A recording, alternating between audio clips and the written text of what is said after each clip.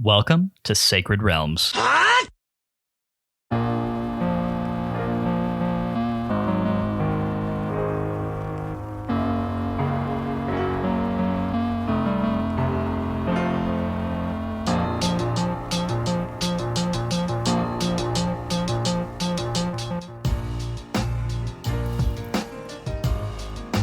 It's a great day in Hyrule, y'all. Welcome to Sacred Realms, a Zelda Retrospective Podcast. I'm your host, Lyndon Willoughby, joining you on this rainy Texas evening. I'm joined, as always, by my co-host, Matt Willoughby. Matt, you're looking pretty head down over there. Dare I say you are involved in a creative endeavor of some kind at the moment? I am involved. We're always involved in a creative endeavor when it comes to the production of said pod. Said pod being this pod, Sacred Realms, a Zelda Retrospective Podcast. But I am currently 9.5 pages into my primary contribution to said pod, which is the plot recap. And I'm almost done, but not quite. And I'm trying to knock it out while you kind of freewheel a little bit, because I've been doing this for an hour and a half, and I am not surrendering to the plot recap today. The plot recap cannot win.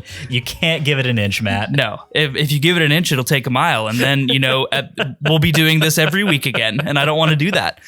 Oh, man. Yeah, so Matt this morning comes up to me and says, like, hey, are you doing the plot recap? Am I doing the plot recap? What do we do? And I was just like, I did it last week. And why don't you take this one? That just seems fair, right? And it's like, oh, yeah, that sounds good. That sounds good to me.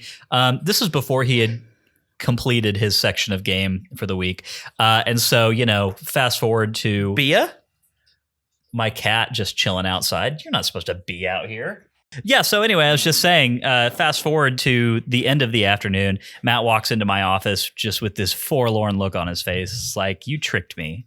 You tricked me and you know it. And I was like, you know what? I kind of did trick you a little bit, because this is a beefy chunk of an episode, and it's gonna take a lot of doing to unravel this ball of yarn. There's gonna be a lot to talk about. Can't wait to get into it. We, at this point, now that he's said hi, thank you, Matt. Yes. I am glad to be here. I'm very glad to be with our guest, returning, of course, fan favorite. Of course, going to introduce the guest in a second. For now, we're going to let Matt take off his headphones. He's just going to get head down on this plot recap, and that's going to leave the guest of the evening and I some time to just catch up real quick. And hopefully by the time that's all done, Matt's plot recap, his masterpiece of his tome that he's composing over here, is going to be ready to roll. That does, of course, bring me to the guest of the week. You know him, you love him. He is a returning favorite, Max Nichols of Bungie and Hyrule Interviews. Max, how are you doing? I'm doing great on this fine evening on Sacred Realms, a Zelda Retrospective Podcast. One of my favorite places to be. That warms our hearts. That just makes me feel really, really good. I mean, I obviously, we love doing this show all the time. The fun factor of the thing has not worn off for us yet, and that's why we're continuing to do it. But I do have to say I have a special place in my heart for Max Nichols episode nights, because I feel like it's always just such a good time. I feel like we're always able to really dig in deep into the sections of game that we're playing, and to come up with some interesting conclusions, add some interesting perspectives. So definitely very happy that we're having you on for this one for a few different reasons. I think when we were doling out episodes and scheduling all of our guests for the season, I sent you that message and was like, when do you want to be on? And in the back of my mind, I kind of had an inkling that it was going to be this one.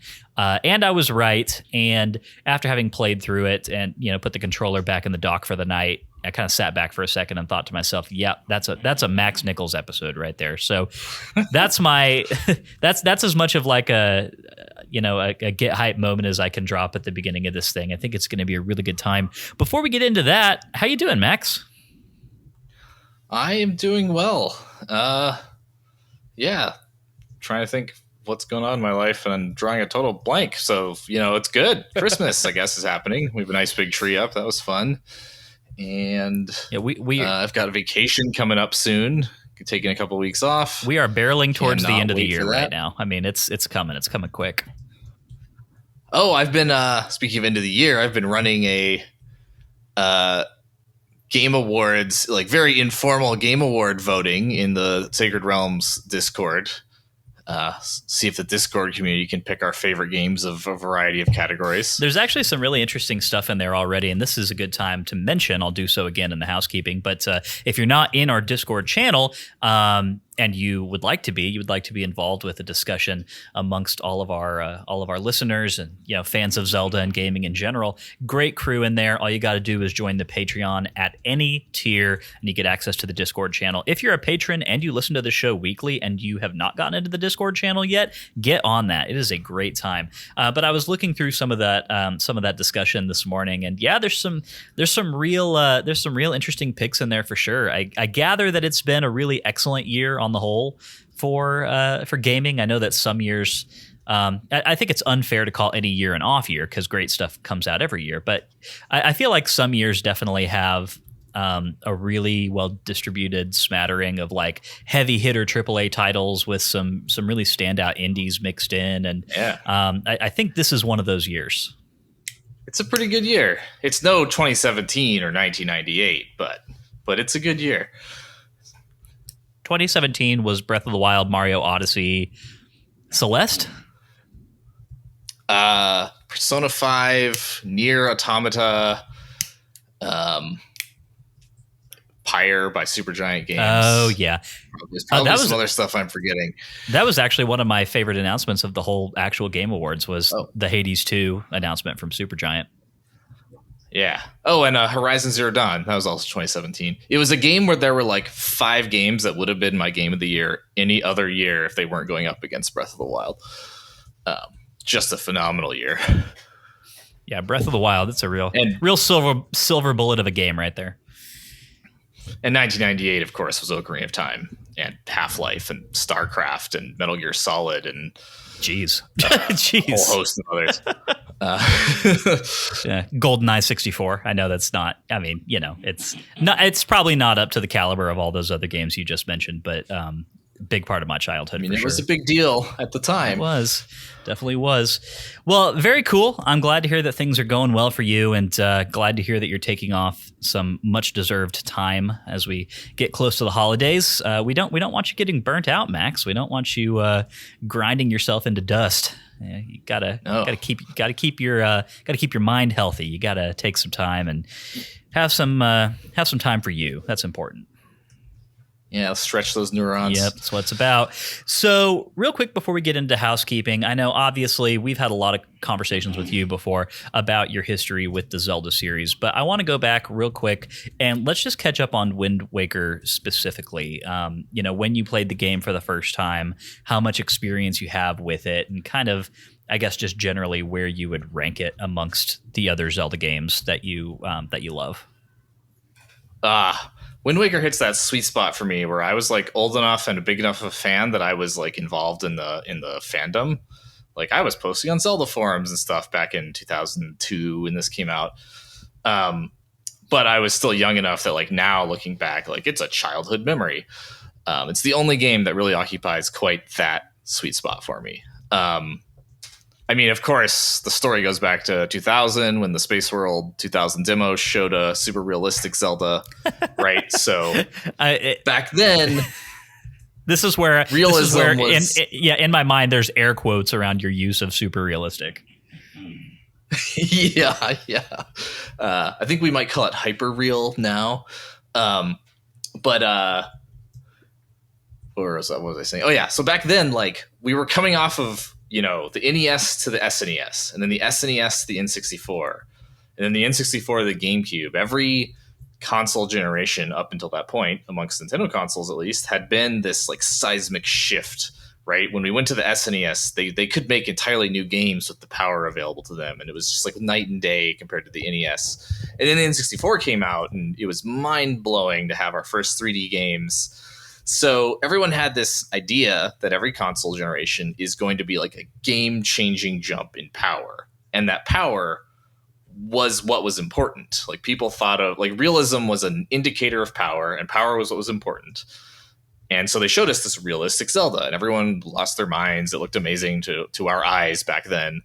And then they reinforced it with stuff like the Oracle's super realistic, CGI commercial, and which released, I think, right before the Wind Waker, if my memory serves.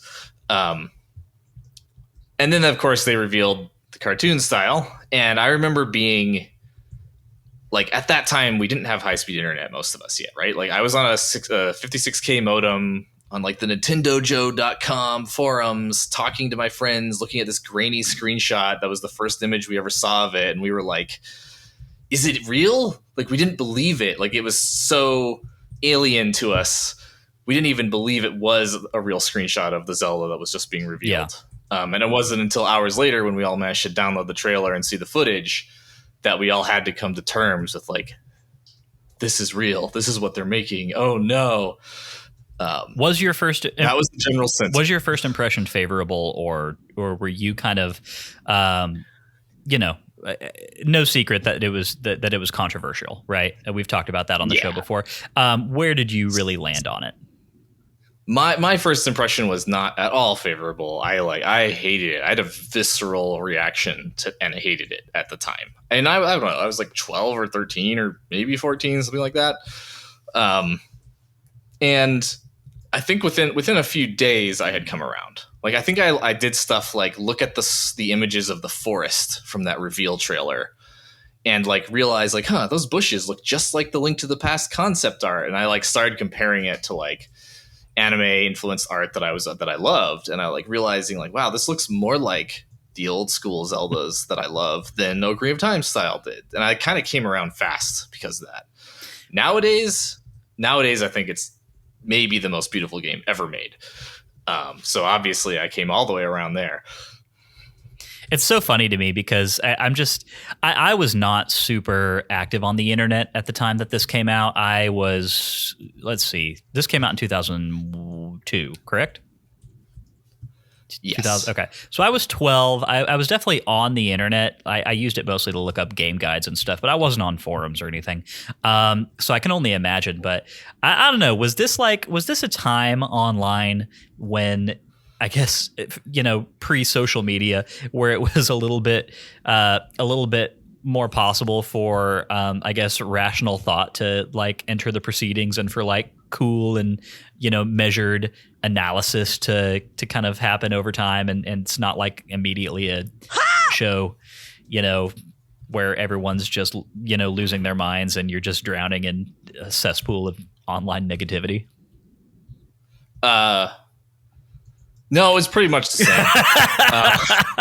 It's always been this way. I hate to break it to you. The cesspool of negativity was already there. Okay. So you're saying people are the problem. Okay, cool. Yeah. I guess I have to correct myself. It came out in Japan in 2002 in December. And in North America, it was March 2003. So I've been getting my dates slightly wrong. Gotcha. There. In fairness, we had a discussion about the first trailer that was released for this game on the Discord channel the other day.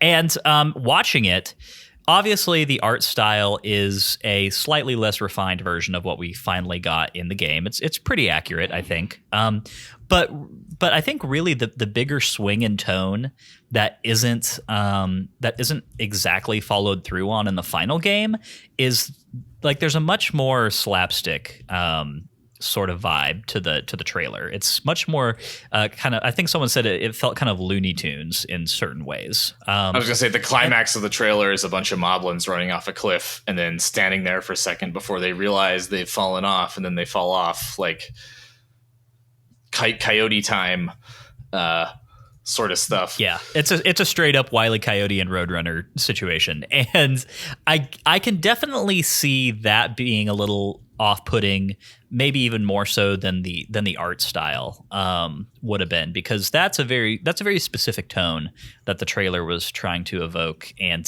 obviously the final game does have its share of that type of humor. It is kind of a goofy game in a lot of ways, but it's not that goofy. Yeah.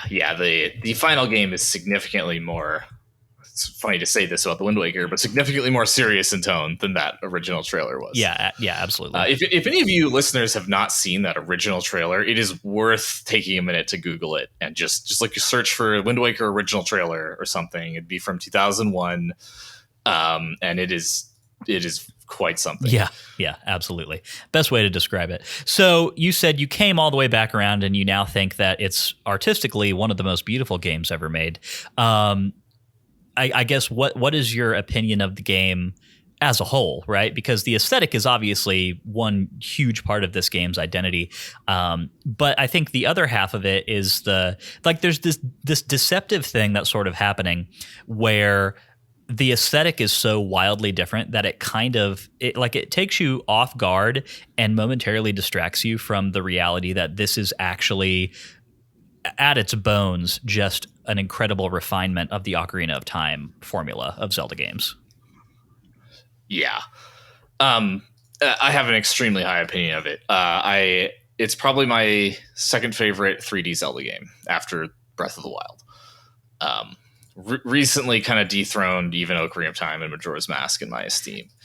Yeah, and it moves around on my list as well. So, Matt and I have said before, I think the big moment for me personally is going to come at the end of all of this when I have to decide, I guess, where Wind Waker, Majora's Mask, and Ocarina of Time all, like, how those three games all align under Breath of the Wild. Like, that's going to be a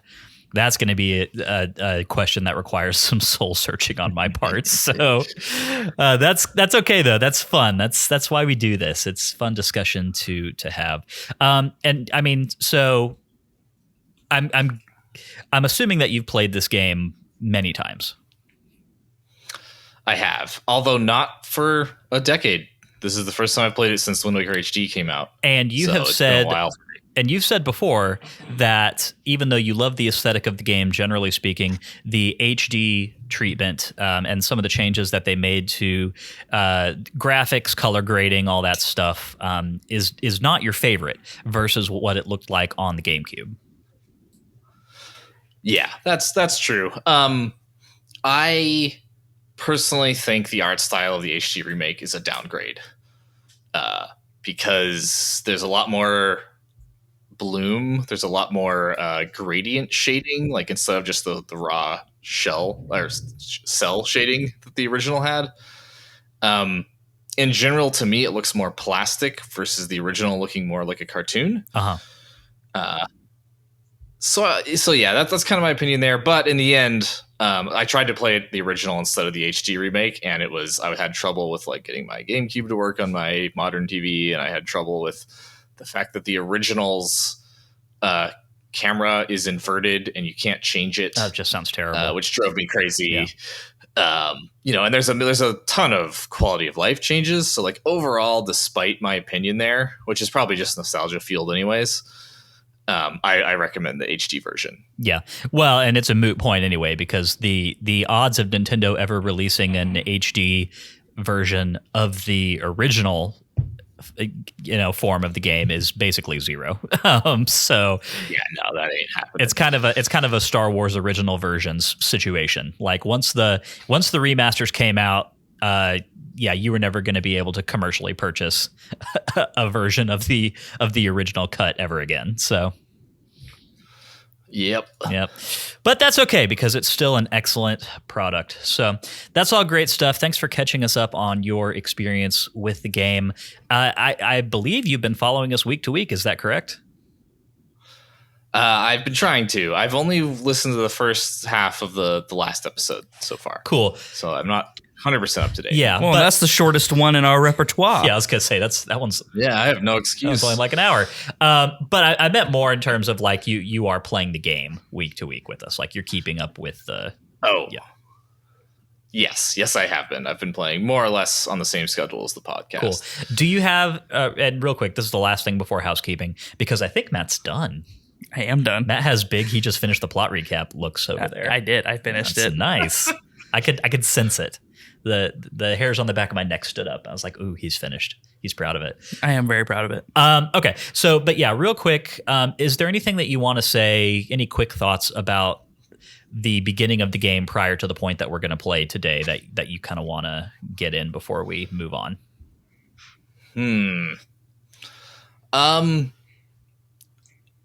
I think it has my favorite opening of the series. Like in terms of the cinematic, or just the opening area in the first act of the story? I mean the first act of the story, like essentially the first half hour of the game or whatever. Just the amount of wonderful characters you get introduced to and like emotional moments that happen, and it's kind of hits a good balance of tutorialization, but also giving you freedom to explore and use what you're learning. That like later games like Twilight Princess and Skyward Sword, I feel lost.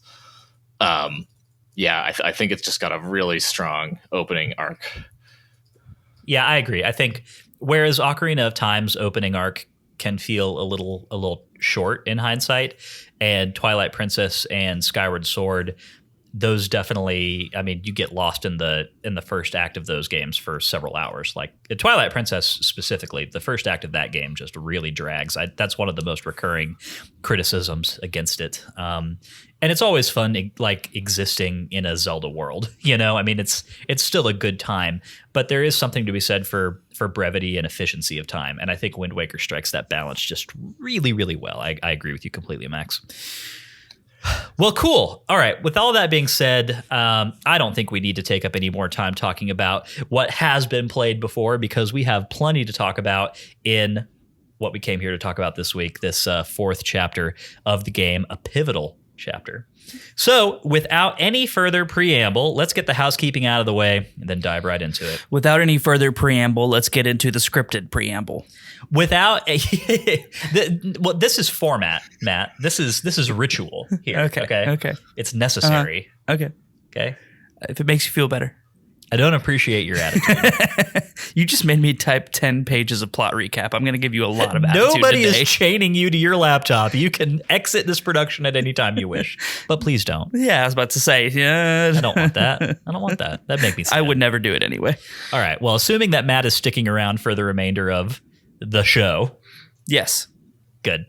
If you didn't know, Sacred Realms is a weekly re-examination of The Legend of Zelda, one little slice at a time. Sacred Realms drops every Wednesday and is available on all major podcast networks. Every week we play a new section of a Zelda game, then we sit down here to talk and to drop our hot takes. If that sounds fun to you, please head over to Apple Podcasts, hit that subscribe button, and be sure to leave us a review. 5-star reviews are greatly appreciated, and they have a chance to get a shout out here on the show. If you want more Sacred Realms in your life, you can head over to patreon.com/Sacred Realms Pod to get access to our Discord channel, listener mail, vote on what game we play next, and much more. Of course, one of the benefits that Master Sword patrons and above get on our show is that their names are read every week live. Those legendary individuals are Soj King Vinesmoke, Kelso, Chris, Tiffany. The list is loading. There it is. Tiffany the Star, Daxel, Patrice, Stephanie, Darknook, Brian, George, Mike, Dylan, Meister, Eder. Oh no, I forgot to filter the... Yeah, I was about to say that you're reading the wrong list. Man. Okay. All right, edit. Meister Eder of the Kokiri Sword tier, you snuck into this one. Good on you. It's very stealthy of you.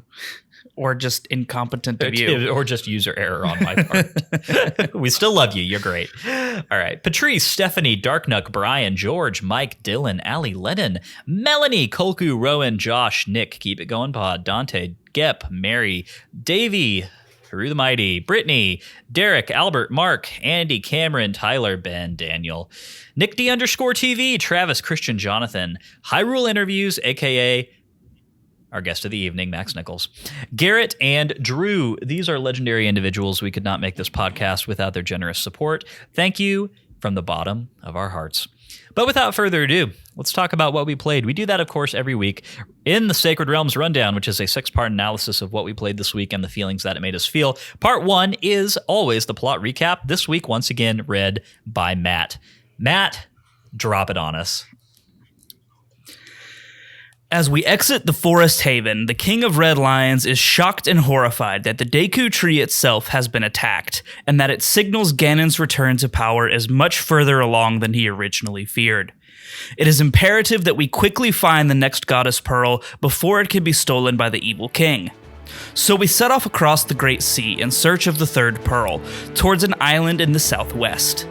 Along the way, we find more fishmen who help us begin to fill in our sea chart and give some moderately useful tips as well. We even find some more pieces of heart and rupees to pad our life force and our wallet.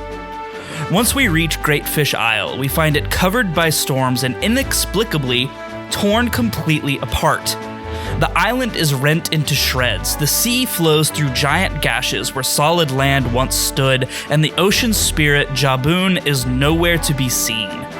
The island is steeped in storms even though the sea around it is peaceful and calm. And as we land on the ruined shores, we hear a voice call out our name and see the Rito, Quill, flying towards us with haste. Once he lands, he quickly confirms that we are indeed looking for Jabun and imparts a message from Valu. Jabun was able to escape the destruction of his home island and currently is residing in a cavern on the backside of our home island of Outset. There, a great stone slab protects the entrance so that no minion of evil can attack the water spirit. Unfortunately, we are not the only person this message has reached. The pirates who we initially set out with to the Forsaken Fortress tricked Quill into revealing this message to them by pretending that we were still with them. While Quill is glad to have relayed the message to us, he is eager to depart this cursed place and return home. Before flying off, he tells us that the pirates were last spotted heading towards Windfall Island, and that we should hurry there if we want to see what they are up to. We decide it is best to follow suit and leave this place, so we hop on board the King and sail towards Windfall Island. As we do, the entire sea is overcome with a constant storm.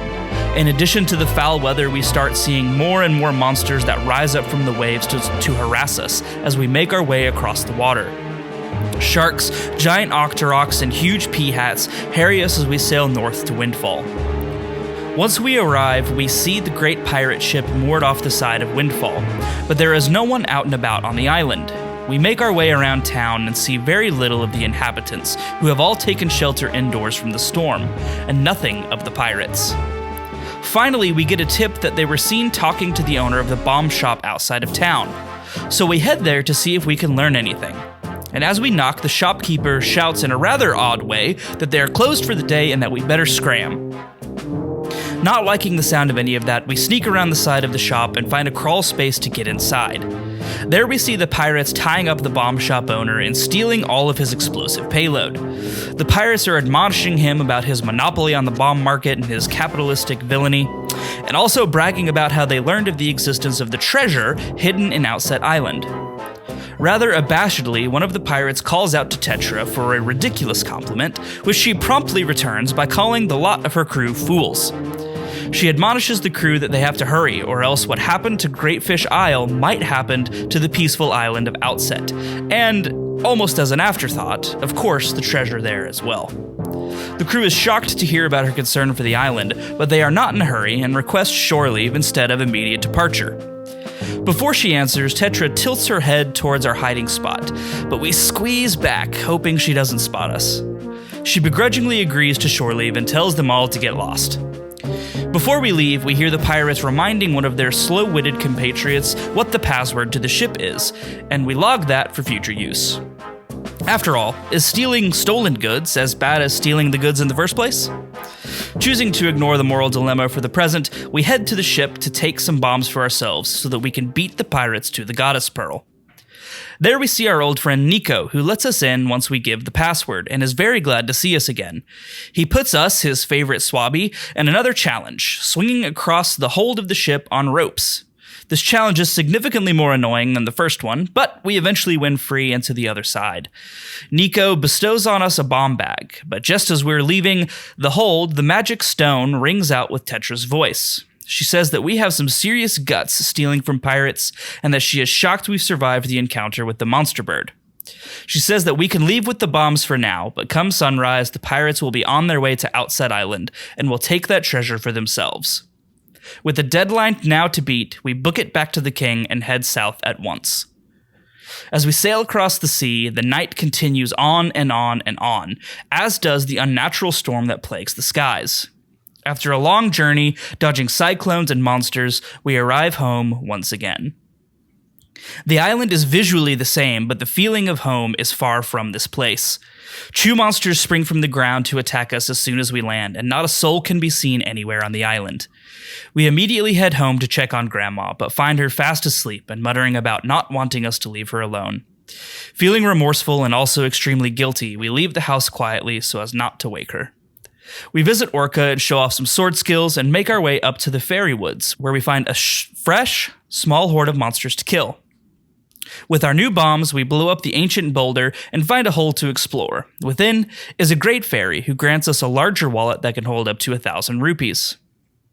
While all of this is great, it's not the reason we're here, so we head back to the king and sail around to the backside of the island, where we spot the giant stone slab that we seek. As we see the slab, we are caught in a whirlpool that seeks to drag us under the raging sea. With our new cannon and our bombs, we blow open the stone slab, and once we do, the whirlpool dissipates. We head inside, and a truly gigantic anglerfish comes out from beneath the surface of the still water. This is Jaboon, as we know, because the king addresses him as such. Jaboon begins speaking to the king in the same odd ancient tongue that Valu and the Deku tree used. However, the king appears to understand it, and we get at least his half of the conversation. After a brief discussion and some oblique references to us that we don't understand, Jaboon gifts us with Nehru's pearl. The King of Red Lions leaves the cavern, and we immediately set off to place the pearls in their appointed places that the king has marked on our map. As we set sail across the sea, the unnatural storm is broken by the collecting of the pearl, but the monsters are still plentiful and swarming. We have to use the cannon to clear the path around each of the small isles that we come to, and on these islands are ancient stone statues with the symbols of the 3 goddesses carved upon them. Each one glows his signature color and requests the orb once we approach it. There is one close to Outset Island in the south, one between Dragon Roost Island and Forest Haven in the east, and one close to Windfall Island in the north. At each location, we place the corresponding pearl, and at the last location, the statue begins to emit a glow of insane brilliance. Fearing the statue will explode, we take cover, only for the statue to dim once more. We approach cautiously, and as if waiting for us to get close enough, it does indeed explode in a blaze of light. And as we are flung comically high into the air, we see that the statue is no longer ancient stone, but a radiant gemstone-like material, crowned with power and grace. We see beams of light erupt from each of the 3 statues and connect one to the next. In the middle of this triangle of colored light, the golden triangle sigil appears, and in the center of this rises a gigantic tower, straight up out of the ocean. For some reason, we smack right into the wall of this tower and fall back into the sea. The king comes and scoops us up and tells us that this is the Tower of the Gods. This is a trial set up by the old gods to test the one who would try to be their champion against evil.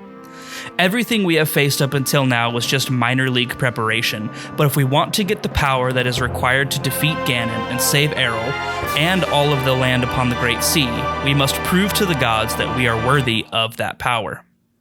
So we head into the tower and begin the trial. The tower is absolutely massive, and the water level within the entryway constantly changes up and down and up and down. We maneuver around with the king until we find a door that is blocked with bars. There's a glowing switch that releases the bars, but as soon as we move off of it, the bars return. We take one of the statues nearby and place it on the switch to continue on our way. And as we move throughout this magical dungeon, this little trick comes in constant use. And the gods did not only leave us locked doors to contend with. New enemies and mind-bending puzzles slow our progress throughout the dungeon as we try to climb our way to the top of the tower. We eventually come to a chamber with 4 doors, including the one we came through. The door on our left is open, so we head there first. Here we find a bridge of light that lets us hop over a brief maze, and on a dais on the far side of the room is another statue of different design and material than the others we've seen so far. The plaque next to it tells us to call out to awaken it and lead it to its place of truth. Once we call out, it glows a vibrant blue and starts shadowing our every move. So we carefully guide it around the maze and hop over the bottomless pit with it to get it into the central chamber. As soon as we do, it goes of its own accord to the circular stone design in front of us, which raises to form another dais that the statue now rests upon. A rainbow circlet of light blazes in the central platform, and a stone tablet rises up, that bears symbols much like those that taught us the wind's requiem. We go up to it and pull out the Wind Waker and conduct in the pattern that the stone tablet tells us. From this, we learn the command melody, which can be used to take control of special constructs like the statue that we just guided out of the previous room. The door across the chamber opens after this, and the first statue tells us to bring his brethren here to open the way forward. So we head off to do just that. The next room has a chasm in the middle, which can only be traversed using the grapple, which immediately spells trouble for our statuesque friends. We start making our way around and get the next statue in the room on the far side of this chasm. Using the command melody, we remote pilot our friend across a handy-dandy light bridge that we created by standing on one of those switches. Once in the room with the chasm, we place our friend on the switch nearby, but instead of spawning another light bridge as we had hoped, a third door opens up on the right side of the room. So we head that way to see what we can find to help us out. Inside, we come face to face with a towering behemoth in thick white armor that is wielding a sword twice as long as we are tall. This menacing figure engages us in battle immediately and starts doing everything it can to cleave us in two with its wicked blade. Using our skills and superior maneuverability, we manage to get behind it and slash off its thick armor, allowing us to land hits on the monster. It is much safer to attack from behind, so we begin a pattern of dodging and rolling around to do just that. And eventually the warrior falls and drops a knight's crest for us to collect. In the middle of the battle circle, a chest spawns, and to our utter delight, it contains a bow and arrow. Heading back into the room with the chasm, we see a mural on the far wall in the shape of a giant eye, and we decide to go ahead and test our new bow on it. And to our delight, some floating platforms begin to move across the chasm, which spells success for our venture of reuniting the statues. We take our friend into the central room where he joins his brother on his respective pillar, and the final room opens up. So we head in to find a room with 2 scales and a small river of water blocking our way to the door beyond. There are some other rooms off to either side here, one containing a treasure chart guarded by some larger hostile statues that require some combo work with the bow and bombs, and another room with a lot of moving platforms and eye switches to shoot that contains a small key and a joy pendant. Back in the room with the scales, we use some inert small statues to weigh down one side of the scale so we can safely cross the other and retrieve our friend. This statue is guarded by impenetrable lasers that we can only get past by gliding with the Deku Leaf from a raised block on the other side of the room. From there, our friend passes harmlessly through the deadly lasers and kindly deactivates them for us. We take him across the scales and into the central chamber, where he joins his brothers, not unlike when the 3 Willoughby brothers finally get together. Not unlike. That has happened once or twice. Once or twice. Maybe twice. Recently, maybe. The central platform now forms a large glowy circle that promises to take us higher in the tower, so we hop in and ride up. As soon as we exit the anti-gravity lift, we see a chest that undoubtedly contains the key to the boss chamber, and we use some more small statues to open up the way. We then exit the room and climb the rest of the way to the top, being sure to use our bow to kill the hell out of all the beamos that guard the staircase along the way. Once we reach the room at the top of the tower, a mechanical-sounding voice talks to us to congratulate us on making it this far. If we are to prove ourselves worthy, though, we must face this final trial in the tower and best the champion. From the very wall comes 2 floating hands, a gigantic stone head with glowing red eyes. Each hand has a glowing green eye in its palm, and all 3 edifices move around independently and incredibly quickly. We instinctively start using our bow to shoot at the eyes that we can see, and after damaging each hand a few times, they hang limp in the air. But the danger only increases from here, as the head now starts charging us. Each of its red eye takes 2 arrows to stun, but before we can stun both, it closes its eyes and unleashes a barrage of energy balls that explode all around us. Once we can stun its eyes, it falls to the ground, mouth agape, and we take the opportunity to chuck a bomb down its gullet. While this doesn't kill it outright, it obviously damages the edifice, so we suit up to go for a second round. After blowing it to hell 3 times, the final champion is defeated, and the voice acknowledges that we are worthy to proceed.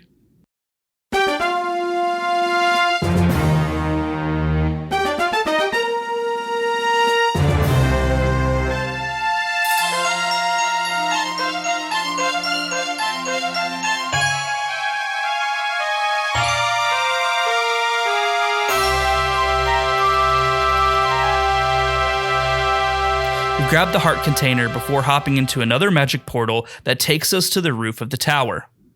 Here we see a giant bell that we ring using our body weight and the grapple. After ringing the bell, a magical bright light coalesces on the surface of the ocean beneath us, and we immediately head to reunite with the king and investigate. The King of Red Lions tells us that the challenge ahead will solidify us on the path to confronting Ganon, and there will be no way back. The challenge is great, but the power needed to defeat Ganon can be gained in no other way. We agree, and the king enters the Ring of Light. Alarmingly, we don't go up into the air as expected, but instead begin to sink below the waves. As we hold our breath, the descent is slow. Far too slow for us to hold our breath the whole way down. Eventually, our willpower gives out, but instead of drowning, we actually find the shaft of light full of breathable air. We stare in amazement at the confines of the magical beam of light that encase us from the crushing depth of the ocean surrounding us. The seascape looks alien, and as we keep descending, the mountains begin rising above us, until at last we can see the destination that we are bound for. A huge castle, resplendent with heraldry and majesty, sits seemingly frozen in a pale light. The beam is taking us directly into a scenic courtyard, and once we land, the King of Red Lion gives us a hasty speech about not having time to explain what he doesn't have time to explain, but that we have to go into the castle to retrieve the needed power from within. No time to explain. I thought you would like that. As we go in, we see a horde of moblins and darknuts that, just like the pendants on the outside of the castle, are totally frozen in place. The castle seems to be in a state of mid-ransack, but the portraits and statues stand mostly unmolested in majesty. We head to the bottom of the grand staircase and admire the statue of the hero holding his sword aloft. And there the King of Red Lions tells us that the power we need is in the basement, which can only be reached by solving a puzzle designed to keep the monsters at bay. We see the sigil of the golden triangles that were scattered throughout the Tower of the Gods, and we move around some pieces on the floor to create the triangle on the paving stones. Once we do, the gigantic statue depicting the hero of old moves aside to reveal a descending staircase. We follow it and enter the basement. Here we find a glorious and ornate chamber with stained glass windows depicting ancient gods or sages or priests of some kind, the golden triangles that we have seen so frequently lately, and in the middle, a monster of terrifying visage. In the center of this chamber is a pedestal, flanked by towering statues of knights, and in the pedestal is a sword, resplendent in a beam of white light. The King of Red Lions tells us that this is the blade of evil's bane, the Master Sword, and it is the only thing that can defeat Ganon. We grasp the sword and pull it from its pedestal, and as we do, the statues lower their blades in a salute. As we raise the sword towards the sky, the beam of white light expands, and the castle's oddly pale hue retreats into normal colors. We return up the stairs with the Master Sword in hand to the main castle room, and find that the dozens of enemies at large are very much alive. We have to use the Blade of Evil's Bane to do what it was made to do, and vanquish the minions of evil. As we carve our way through moblins and darknuts alike, we feel the power of the blade, and it feels like a natural extension of our own body. Its power is undeniable, and it makes relatively short work of such a group of foes. We leave the castle and reunite with the King of Red Lions in the courtyard, and as we ascend back to the surface of the Great Sea, the king says that we have indeed proven to be worthy of the title of hero. From now on, the challenges will grow in proportion to our own power, and we are set firmly on a path to confront the King of Evil himself. But now, with the power of the Master Sword at our side, we have the tools to beat him, and to finally save Errol and all of the lands upon the Great Sea. This has been the plot recap as read by Matt. Matt, that was incredibly well done. That was, it cut to the essence of the thing. It hit all the high points. There was a lot to fit in there, and you did it perfectly. Oh, thank you. I tried very hard and was kind of proud of this one, so. You should be. You really should be. Well, let's move on to part 2, which is our takes where we talk about this section of the game and how it made us feel. Max, I want to go to you first, and there's a specific topic that I want to get into before we get more specifically into other areas. Obviously, we'll talk about the dungeon when we get to that, but there's a lot to get into here. Last week, Matt and I had a pretty long conversation about the structure of the opening acts of this game, specifically how it was a little frustrating to be able to, to be on the sea, to have access to the sail, the Wind Waker.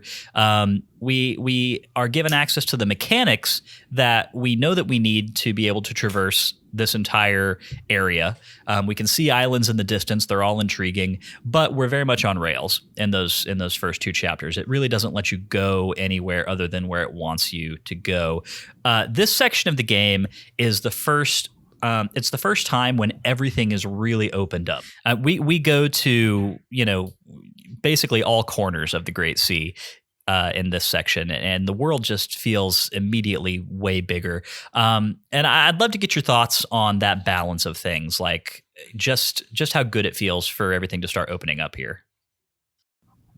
Okay, so there's kind of a fundamental tension in the Wind Waker's world design, and it kind of comes to a bit of a head in this section of game. So specifically, the section between Forest Haven and Tower of the Gods, I think showcases a lot of the Wind Waker's flaws when it comes to exploration and world design. So a lot of Zelda games traditionally, especially before the Wind Waker, follow almost this Metroidvania format where you have access to a certain percent of the game world. And as you explore around, you see stuff that you can't get to yet, right? Like you see a heart piece up on a ledge, and you're like, I don't know how to get that heart piece. And, you see boulders that you can't lift or explode yet, but you can kind of take this mental note for later that like, yeah, I'm going to want to come back here and explore this. Like, I feel like there's something here. I just can't do it yet. And then you get the key item, like a bomb or a hook shot or whatever, that gives you access to more of the world. And every time you get an item, the world opens up further. Like, you go from 40% to 50%, 75%, until towards the end of the game, like you got like 95%. And there's just little bits of things here and there you can't get to yet.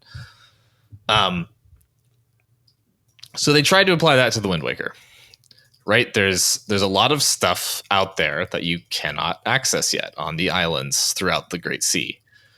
And it kind of, I find during this section of the game that I come across many islands and I want to explore them, and I stop and I get on board and I kind of realize I'm missing something. I don't have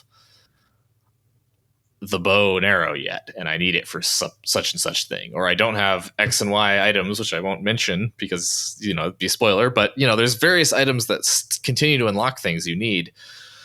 And it's kind of disheartening, a little bit demoralizing to land on an island, see stuff that will in the future be able to be interacted with, but you can't do it right now.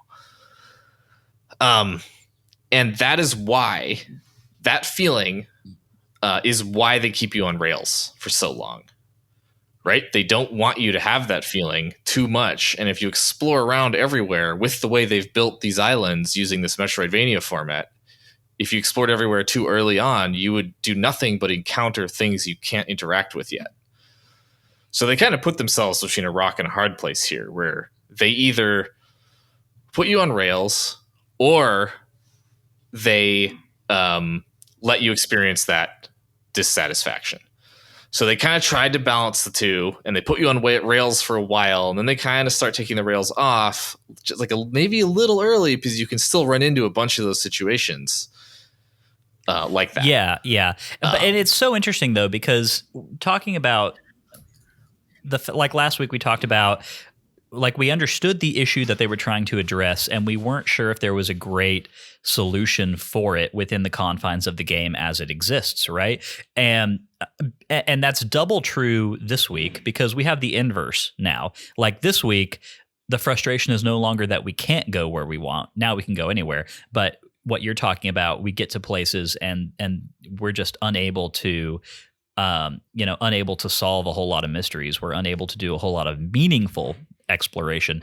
So, and I understand why it ended up that way, right? Because this section of the game, like I said before, it has you going to so many places. You are definitely not going in a straight line from one place to another place and then doing another dungeon and then it opens up, right? Like if like it would have been impossible for them to employ invisible barriers, for instance, like they did in the early parts of the game, because it just would have made no sense, right? You would have there are no straight lines from one part to the next grid space that you're supposed to be at, right? So it's kind of an unsolvable problem. I will say that it frustrated me just a little bit less than I think it did you. I do feel shades of that still, but to me, this section of the game kind of ushered in that like the first shades of that sense of like wonder and exploration that I really look for in these games. Honestly, it's got shades of what would go on to be so great about Breath of the Wild, right? Because the complete openness and the fact that there's an impressive level of draw distance in the islands, right? Like you can actually see interesting stuff from basically anywhere that you are at on the Great Sea, you know? Right. You can always see, and the biggest islands that are nearby, like maybe they're a square over in some compass direction. And there's always some other island you could see from no matter where you are. So I want to interject as the newbie here. Because I know both of y'all have played, so you kind of knew what to expect going into this section of game. Yeah. This was the section between Forest Haven and Great Fish Isle was probably the most frustrating for me because I spent a solid hour and a half or 2 hours doing most of that exploring. I was like, you know what? I can go anywhere I want now, so I'm going to start filling in this map, and I'm going to go see if I can find cool things on the islands. Every single island I came to, I couldn't do anything because like I didn't have bombs. Bombs specifically, I feel like are a huge part of exploration on most of the islands.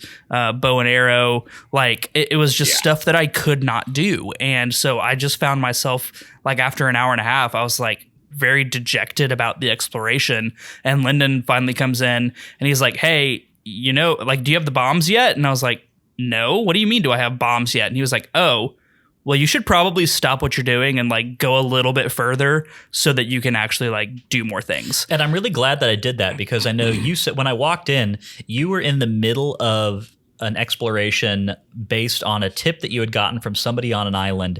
One of the NPCs had told you something like, if you go to this grid square from here... Yeah, it's Fishman.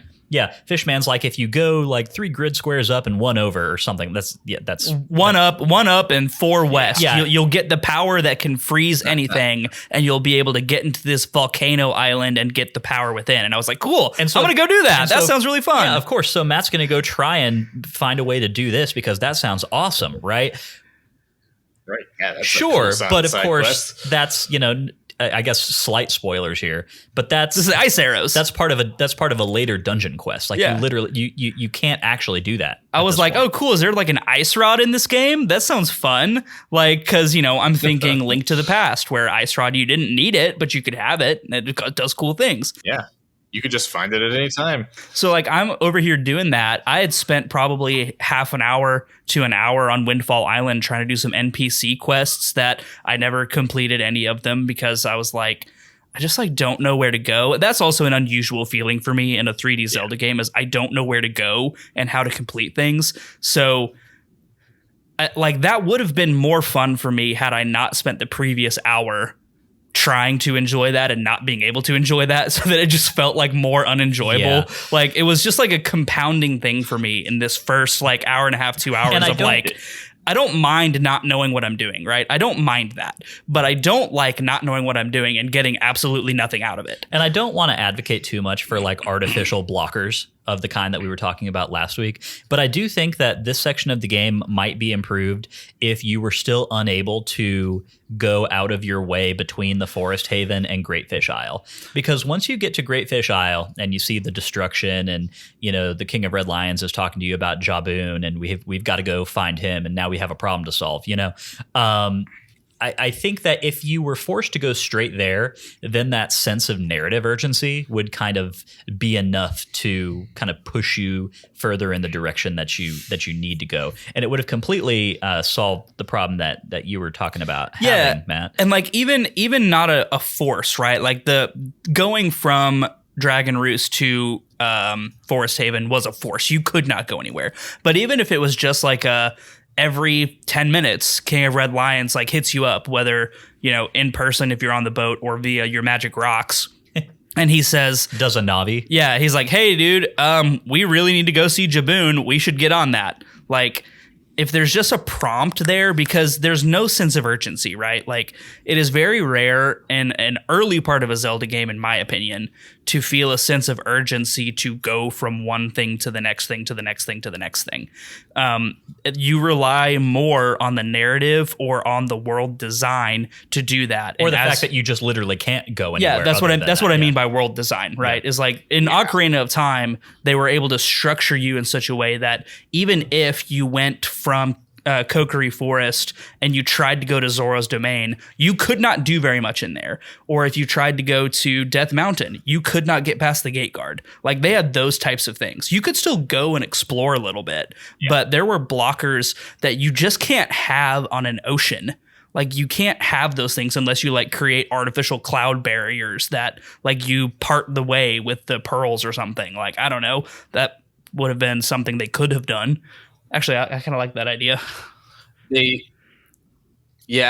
sure they could have done some like crazy, like this is a haunted ocean and like there's walls of water, and they could have come up with something. But I think there's something super interesting about this problem in the Wind Waker, because to my eyes, this is kind of a pivotal point in the series' history. Because in the Ocarina of Time and the Majora's Mask, they were early enough in 3D games that they could have all these walls. They could have relatively linear progression through what spaces were available to you. And it would still feel like this wide open world, because we weren't used to 3D yet. And the Wind Waker was starting to reach a point where like that was becoming less true. They needed to actually give you freedom. But nobody had really figured out freedom in 3D games too much yet. Like, it wasn't really a thing that had been done before. And they wanted to keep that exploration, because throughout the series history, exploration has been a big thing up until this point. And they try to do progression the way it works in Ocarina of Time, with a world design similar to Ocarina of Time and Majora's Mask, where you get items and they unlock access to things. And it kind of creates this problem. And I'm guessing that by the time they really were aware of it as a major issue, like, they were probably in production. And like, it's not like they were going to overhaul their whole game at that point. And then the next few games, they kind of rein in the freedom. To a lesser extent, Twilight Princess does. Like, I remember playing Twilight Princess and feeling like, this doesn't feel like exploration as much as the Wind Waker did. And then, Skyward Sword, of course, goes to the extreme in that direction. So I think this was a wall that they ran into in game design, and they didn't figure out how to solve it, so they bounced in the other direction. Until Breath of the Wild, of course, which did figure out how to solve it, which is to give you all the tools to get right. Yeah, tabula rasa, right? Yeah, but I do want to say that I think there's a lot of validity to this criticism. With all of that being said, I still managed to get a lot of meaningful stuff done on the Great Sea in this section of game. It all basically happened after I got the bombs, like you said, Matt. Once I left Windfall Island, once I'd done that whole thing and I had the bombs, and then it's just going from there to Outset Island. From that point, I mean, man, I've probably got 15 or 16 grids mapped at this point.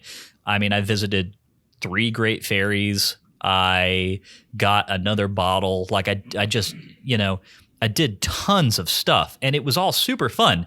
Like it's just, I think that the reins were taken off just a little too early. And like, I'm frustrated because I didn't have time to do those kinds of things after I had wasted 2 hours, and that is just a byproduct of us doing it in this format, right? It was like we're on a time crunch to finish sections of game. So like had I had leisure time to do whatever I wanted, I would have spent more time exploring. But once I, kind of set aside exploration, I went and got the pearl, and then I went and started setting the pearls where they're supposed to go. And I tried to hit a couple things in between. And I hit one Great Fairy on Outset Island. I got the bombs, and I got like 2 pieces of heart because I beat the Sploosh Kaboom minigame, and I beat the other Cannonball minigame that's on an island in the west. It's on Spectacle Island. Yeah, so like I did like those things, but like I would have loved to, and I will be doing that this week, obviously, now that we're saying all this. I'm saying all that to say that like I think that there is such a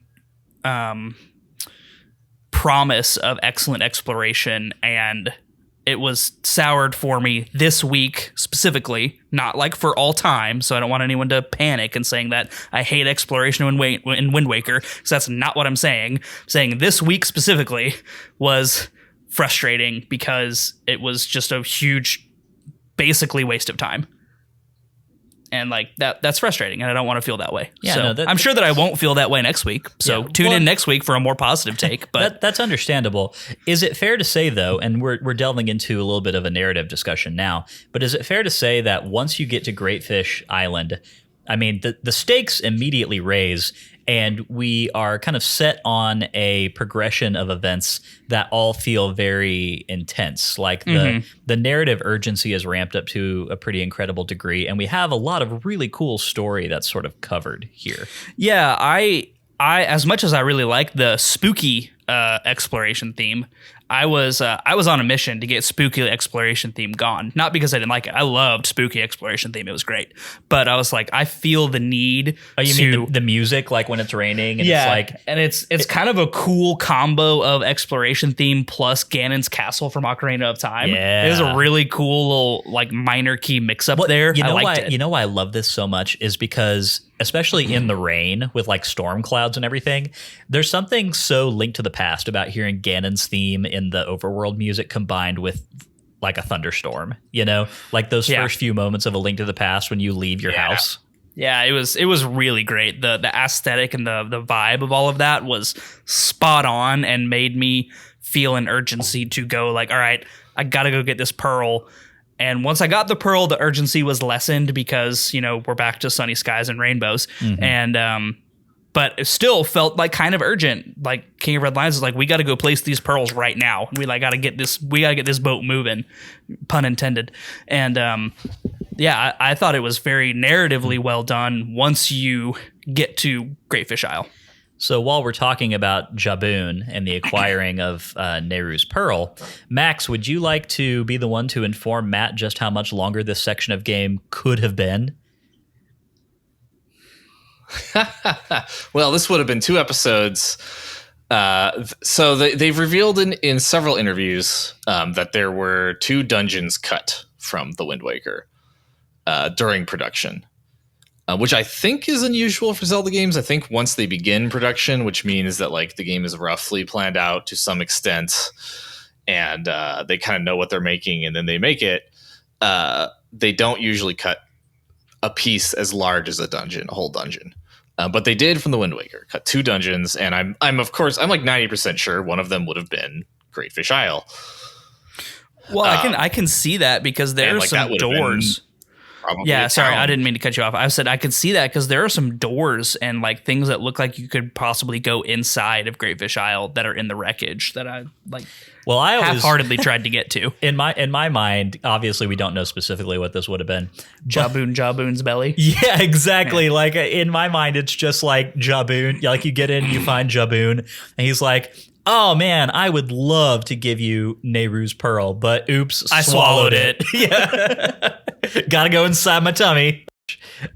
So anyway, yeah, all that is to say, we almost had another dungeon that you would have had to go through to get Nehru's Pearl. And I know that, especially when the HD remaster was coming out and it was announced, I know that a lot of the online discussion was around like, ooh, are they going to restore cut dungeons, right? I don't think that was ever on the table.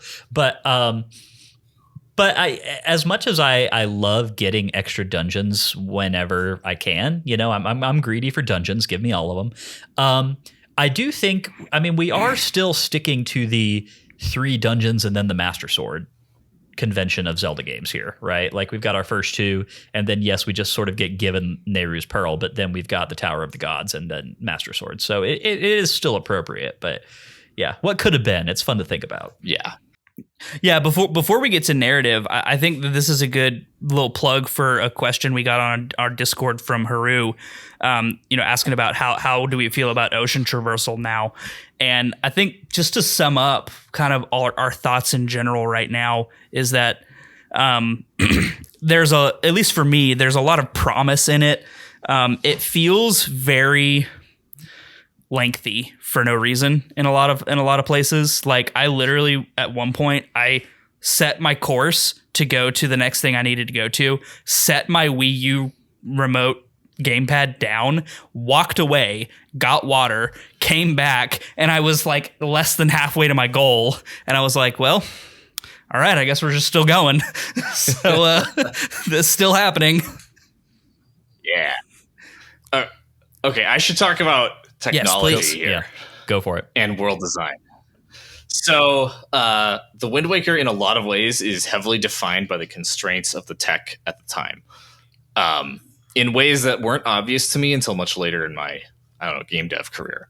The way open world games usually work, well, let me back up. The way older games before open world games would work is every time you entered a room, or like left one map to go to another, they would unload from memory everything that was in the area you just left and load into memory everything in the area you're going into. And everything in the game was divvied up into these, the Zelda devs called them rooms, that were like, the contents of this room are probably maxing out the amount of memory they have, right? They have to like make sure everything within a given room fits within the amount of RAM that the game console at the time had. So that's older games. Open world games in modern games, the way they work is they kind of subdivide the world into a grid, either a square grid or a hex grid, depending on how it's set up. And the way it works is you have the space, the square that you're in loaded, and you have the squares all around you loaded. So if it's a square grid at any given point, you have 9 squares of the map loaded. And then beyond that point, they load in like low poly, lower quality, and lower detail versions of like just the big landmarks past those points. So that you kind of have like this blurry version of the world loaded out beyond where you are. And then as you travel around, they unload stuff in the direction you're leaving and load more stuff in the direction you're going. So that's modern games. The Wind Waker was at a time when they were using that technique, but the available RAM was so low that they couldn't do it with like fully sculpted landscapes. Like if they had tried to have a world like this that you were walking around like in Breath of the Wild, they wouldn't have had enough RAM for it. So I'm pretty sure, like I think there's a really strong chance that that's why they wanted to make an ocean-based game, is because it would allow them to do this open world thing, because all they had to load was these small islands. And I think that's an interesting concession in order to achieve a goal. I do think that it's such a fun victory of circumstance to me, because I love the fantasy of sailing and ocean exploring, right? And so it's great because it kind of tricks you into thinking that it's actually bigger and more open and it's accomplishing more than it really is. Absolutely. Like they did a great job of finding an amazing thing they could do within the constraints that they had. So the reason I'm bringing this up now because it seems like a total tangent probably, is I found a quote recently about the HD remake where Aonuma says they always wanted to make the boat go a lot faster, and they had to make it slower in order to have time to load the world as you're traveling. Gotcha. So, and that's why that's why it feels way better when the Wind Waker HD gives you the high speed sail, which I don't know if you've gotten that yet, Matt. I have not. I got it. I told myself that I was going to wait to get it until after I had the Master Sword. So that's actually probably the first thing I'm going to go grab as soon as I log back on. I spent like most of this section of game with a full wallet, and it was like very frustrating to me. So I kept getting all these rupees and like finding treasure chests, and I landed 100 hits on Orca when I was on Outset Island, and he gave me rupees, and I was like, no, my wallet's already full. So I was mad about that, and at the first chance I got, I went to Wind Waker during After the Storm and spent all of my money. Nice. And got very nice. Won all the auctions. Yeah, that is going to be, now that I know of its existence, which you didn't spoil that for me, so don't feel bad, because I when I'm writing plot recaps, I generally try to have like guides pulled up so that I don't miss anything. And ZeldaDungeon.net has their guide, and they do like 90% of exploration in this section of game. So I was just trying to scroll past most of that so that I didn't spoil anything for myself. I did see like little glimpses of you can get 18 different heart pieces in this one section of game. And I was like, bro, I did not do that at all. And also saw that like, the fast sail and some other things. And I was like, okay, well, I guess I need to go do that. Yeah. Yeah, I mean, look, there's if you know what you're looking for and where it is, which I don't have this game. I've said before, I don't have this game memorized to the same extent that I do like Ocarina of Time or whatnot. But I remembered enough to really kind of add quite a few things to my collection in this section of the game between heart pieces, wallets, all that kind of stuff. So it is there. You can do it. I would say that if you have never played it before, then maybe after you beat the Tower of the Gods is probably the best time to really sit down and devote some real mental energy to doing that. So let's talk about the narrative real quick, because we've got, like I said, we have a lot of really interesting story beats in this section of the game. The intensity of the story picks up in a big way. Matt, where did you kind of land with everything that happens here? And just to clarify, even though we haven't talked about the actual dungeon yet, we'll do that in part 3. Feel free to get into, the stuff that happens below the sea, because it's all such a big part of the story here. So I am liking this story a lot. Like, I am really getting involved in it now.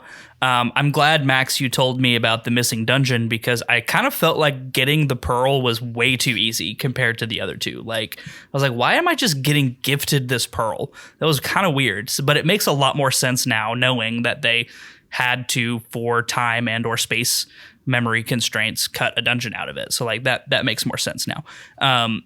I think that the parallels that you see between the spiritual stones and the goddess orbs, and even the direct callbacks in their housing locations and the spirits guarding them, Jaboon, Jabu, blah, blah, blah, Deku Tree is just straight up Deku Tree Pope. Like all of that, I'm loving, and it's something we talked about on the very first episode, was the direct intentional parallels to Ocarina of Time are really great.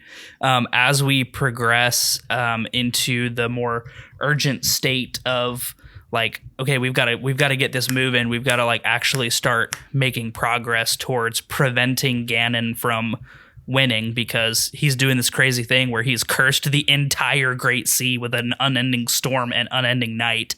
Like, that's pretty high stakes, like right out, like pretty early in the game, right? Like we're less than halfway into the game and Ganon's already doing like that. So that's good. The finding placing the orbs to create the Triforce in the middle of the ocean that brings up the Tower of the Gods. Like, that was cool. And their lore explanation for, obviously I know this, but it hasn't been stated explicitly in the game yet, is that, the gods flooded Hyrule because it was overrun, but they kind of made contingency plans for eventually that may not need to be the case, but someone's going to have to prove themselves worthy. I thought it was a really interesting narrative through line from Adventure of Link, where the Tower of the Gods is full of enemies, not Ganon's minions, that are designed to test your capability of being a hero. Like, the entire purpose of the Tower of the Gods is exactly like the palaces in Adventure of Link. Like, that is a direct narrative connection between them. And I really thought that was cool, and something I never would have known until last season when we played Adventure of Link. So, like, even callbacks all the way back to Adventure of Link is really well done and very well structured, and I like it a lot. And then, we cap it all off in this section of the game by going to Hyrule Castle and seeing what Hyrule Castle looked like centuries or millennia after the Hero of Time, and seeing the much larger castle and the grandeur of what Hyrule was at its peak when it fell. And, the gigantic statue of the Hero of Time, which looks very much like our Link, obviously, because the art style's the same. And the way that, they somehow moved the Master Sword, or maybe they just grew the castle large enough to encompass the Temple of Time and made it the sub-basement of Hyrule Castle, which I think is probably more likely. And then seeing the stained glass of the sages within the sword chamber was just beautiful and mind-blowing, and was so cool.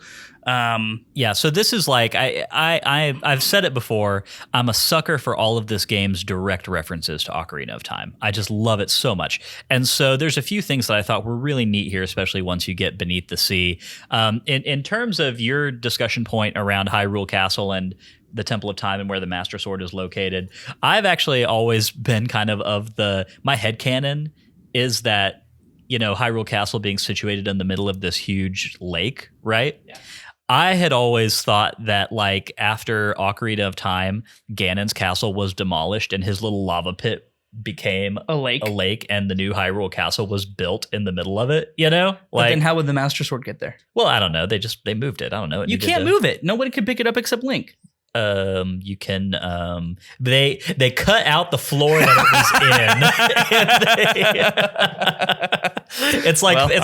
in. It's like Thor's hammer. Like, yeah, you can't pick it up, but if you can pick up the things around it. If you stick it on a trailer, is the trailer worthy? I don't know. So anywho, that's just my little headcanon. But I absolutely loved the depictions of the sages as well in that chamber. It was so cool, and to see like stained glass recreations of Ganon in his beast form. That was epic. That are down there. It's so neat. Max, I know that when we were chatting on Teams the other day, you told me that this is, like, from a story perspective, one of your favorite narrative bits of any Zelda game. Yeah. I think this whole section of game, but in particular, of course, the part when you go underwater is maybe my very favorite moment in the entire series. Which is saying a lot. Like, it's in contention for that, at least. I kind of want to talk about the first half of this first, though, if that's all right. I absolutely adore the story kind of narrative beat that happens once you reach Great Fish Isle, right? There's so many things that are interesting and never really done in the Zelda series that occur here. And the first one is just a game actually portraying Ganon exercising kind of devastating power on the land. Right? We just don't ever see that. Ganon never does anything. He's just kind of usually this big bad who sits in a castle, and like maybe there's a time jump and things have gotten worse, but you don't ever witness anything. Except this time. And like you get there right after it's happened. He has destroyed an entire island. And that's terrifying display of his power. And kind of up until this point in the story, like everyone's kind of been like, yeah, there's a scary Forsaken Fortress. We hear bad things are happening, but nobody's like worried, right? There isn't really a sense of danger to the Great Sea. And then bam, he wipes an island that presumably had a settlement on it off the map. I'm curious, what did you feel when you got there, Matt? I was shocked that they had literally destroyed an island. Like, you never see that destructive power, right? Outside of like maybe you could compare it to what Ganondorf did to Ganon's castle in Ocarina of Time, where it's just like carved out a huge section of ground, right? Like, it's that level of destructive power, but you see it in what is apparently such a short span of time that before you went into Forest Haven, that island was still very much there and very much fine. And then like from the time you enter Forest Haven to the time you get there, it's gonzo. It is destroyed. It literally looks like a creature just raked it with huge claws, right? Like that was the impression that I got, was like something just came down and just ravaged it with this gigantic monster claws, and it was crazy. It was crazy. I loved it. I loved the effect. Yes. So I remember being, I'm pretty like emotional, like feeling the emotions of this as a kid when I first played this. There's a little bit of weirdness here that feels a little rushed, right? Like, nobody really worries about whoever lived on this island. Nobody ever brings them up. Like, there's buildings on this island. I think a lot of people died here, but even the postman doesn't bring it up. What's his name? Quill. But other than that little thing, Quill is a character I love because Quill is a character that has agency in the story of a Zelda game, and he's not named Link, Zelda, or Ganon. And that's actually pretty rare, right? To have a character that actually like does stuff. Mm-hmm. Like he pops up with news. He took initiative to help Link out at the very beginning on Outset Island, and he kind of continues that here when he shows up. And he's a messenger sent by Valu, the Sky Spirit. Like, that's kind of a big deal. He's basically a prophet in Old Testament terms. So I remember like this time around, I don't know if I really paid too much attention to Quill in the past, but this time around I was like, oh man, I love Quill. Quill's doing stuff. Quill's fun. Like, normally you have to be like Sheik or something. Like, you have to be a character of that magnitude to be doing things in a Zelda story.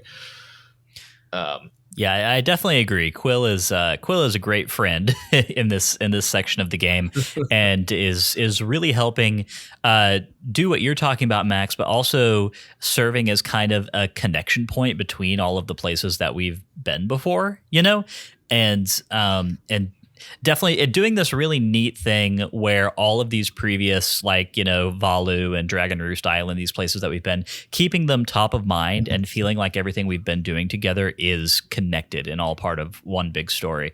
And I think that he's a really good use of a side character in that way.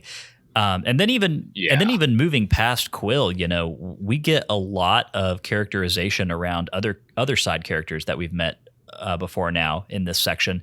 We group back up with the pirates. They all have some really cool stuff to do here. Tetra is obviously a main character, but Tetra even, I'm very curious, Matt, because in past episodes you've sort of mentioned how Tetra and her characterization wasn't your favorite, But here we start seeing like some evolution of that character, right? Where that tough outer facade of like pirate captain is still there, but we get some fun little winks and nods that kind of start to show us that there's a lot more to this character than just that. Yeah, I am excited to see that grow. I saw it and I acknowledged it, and I even acknowledged it in the plot recap as best as I could in the constraints of that document. I guess that's the best I can say for now, having not seen the rest of it. I am excited to see where that goes and how far that goes, because her concern that was levied first and foremost to and for the people of Outset Island over the Pearl bespeaks her true character, who I know what I know to be. And I'm excited to see that grow. I'm still very interested in how they're going to weave her character into the story from here on out, because I am not seeing a easy through line of weaving character growth when you see her once every 3 dungeons and you get like 5 lines of dialogue. Don't you worry, Matt. She gets woven. I mean, I'm sure she does. I'm just saying I don't see, from my point of view, having never played this game, an easy way to do that. So I'm looking forward to seeing that happen. Can we just talk about, so we're talking about all of our like favorite characters and people who are doing awesome heroic things. Can we spend 1 minute talking about the absolutely terrible owner of the bomb shop and how he gets his comeuppance here? Oh yeah, he gets absolutely dominated for having like literally they call him out. They're like, bet you feel dumb for having a monopoly now. Don't you feel dumb trying to charge pirates for bombs like for that much? Like, I thought that was awesome. Stick it to the capitalists. I thought it was great. I appreciate it. I have a note here that's like, the pirates are kind of like gray morals. I love it. Like, you so rarely see that in Zelda games. Everyone's like good or bad pretty much, right? And like here we have these like anti-heroes that you don't get in Zelda. Love it. Love those scenes with the pirates. The whole thing where they were like, if you and Petra had a baby, it'd be the best pirate ever. I was like, okay, guys, I think we're taking this a little bit too far, but kind of funny, I guess. It's that goofy tone that is notably one of your favorite things about this game so far. Still is not. Still is just not my favorite thing. No, still not. Has not grown on me yet. I'll let you know if it ever does. Okay, so sounds good. Can't wait. So we get the bombs on Windfall Island, and then we go immediately back to Outset Island. And there's just a few notable things here that I want to bring up. One is, so Max, you already mentioned that you can go and revisit Orca and start doing that sword combat minigame with him, and that's a lot of fun. I, for some reason, had never actually done the thing where you heal Link's grandma before. I'm sorry, what? What, you monster? Yeah. Well, I just never knew that you could. I never talked to the right NPCs before playing this game and realized that was like a thing that you could do. But yeah, that moment when, you go talk to the Outset Island residents and Orca's brother's like, oh yeah, your grandmother, she's not doing so well, but I think fairy dust might cure her, and so you go release a fairy next to grandma, and she wakes up and feels much better, and she's so happy that you're safe. And also here's this like 2 helping potion that restores all your life and magic and doubles your attack power. Like, it's a pretty neat little, the most OP thing ever. Well, I happen to have a fairy from the last dungeon that I was in, so I'm going to go take that to grandma right away, because I didn't know that was what was needed. Get your potion, Matt. I shall. Well, it's mostly to heal grandma. In Zelda, fairies can heal dementia. It's canon. There you go. It's official. We have confirmation here. Also, speaking of fairies, they look very sad when you capture them in a bottle. Poor fairies. That made me feel bad about capturing a fairy. I don't know if I'm going to do it anymore. Sad little cupids. I know. He looks very, very distressed. That fairy definitely thinks you're going to bite its head off. Yeah. Like, are you going to eat me? It is worried about its future. Yeah.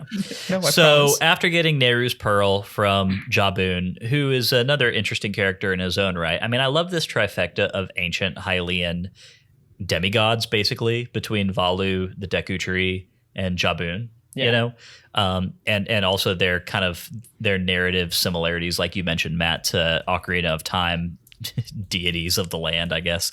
So that's all really cool. We get Nehru's pearl from Jabun, and once we place all 3 of those pearls, we successfully raise an entire edifice from the ocean floor. That is the Tower of the Gods, and of course, this is getting us very close to the dungeon map. So I don't want to dive right into that yet before we've had a chance to talk more about the narrative implications of the beneath the sea stuff. And so I think that time has come.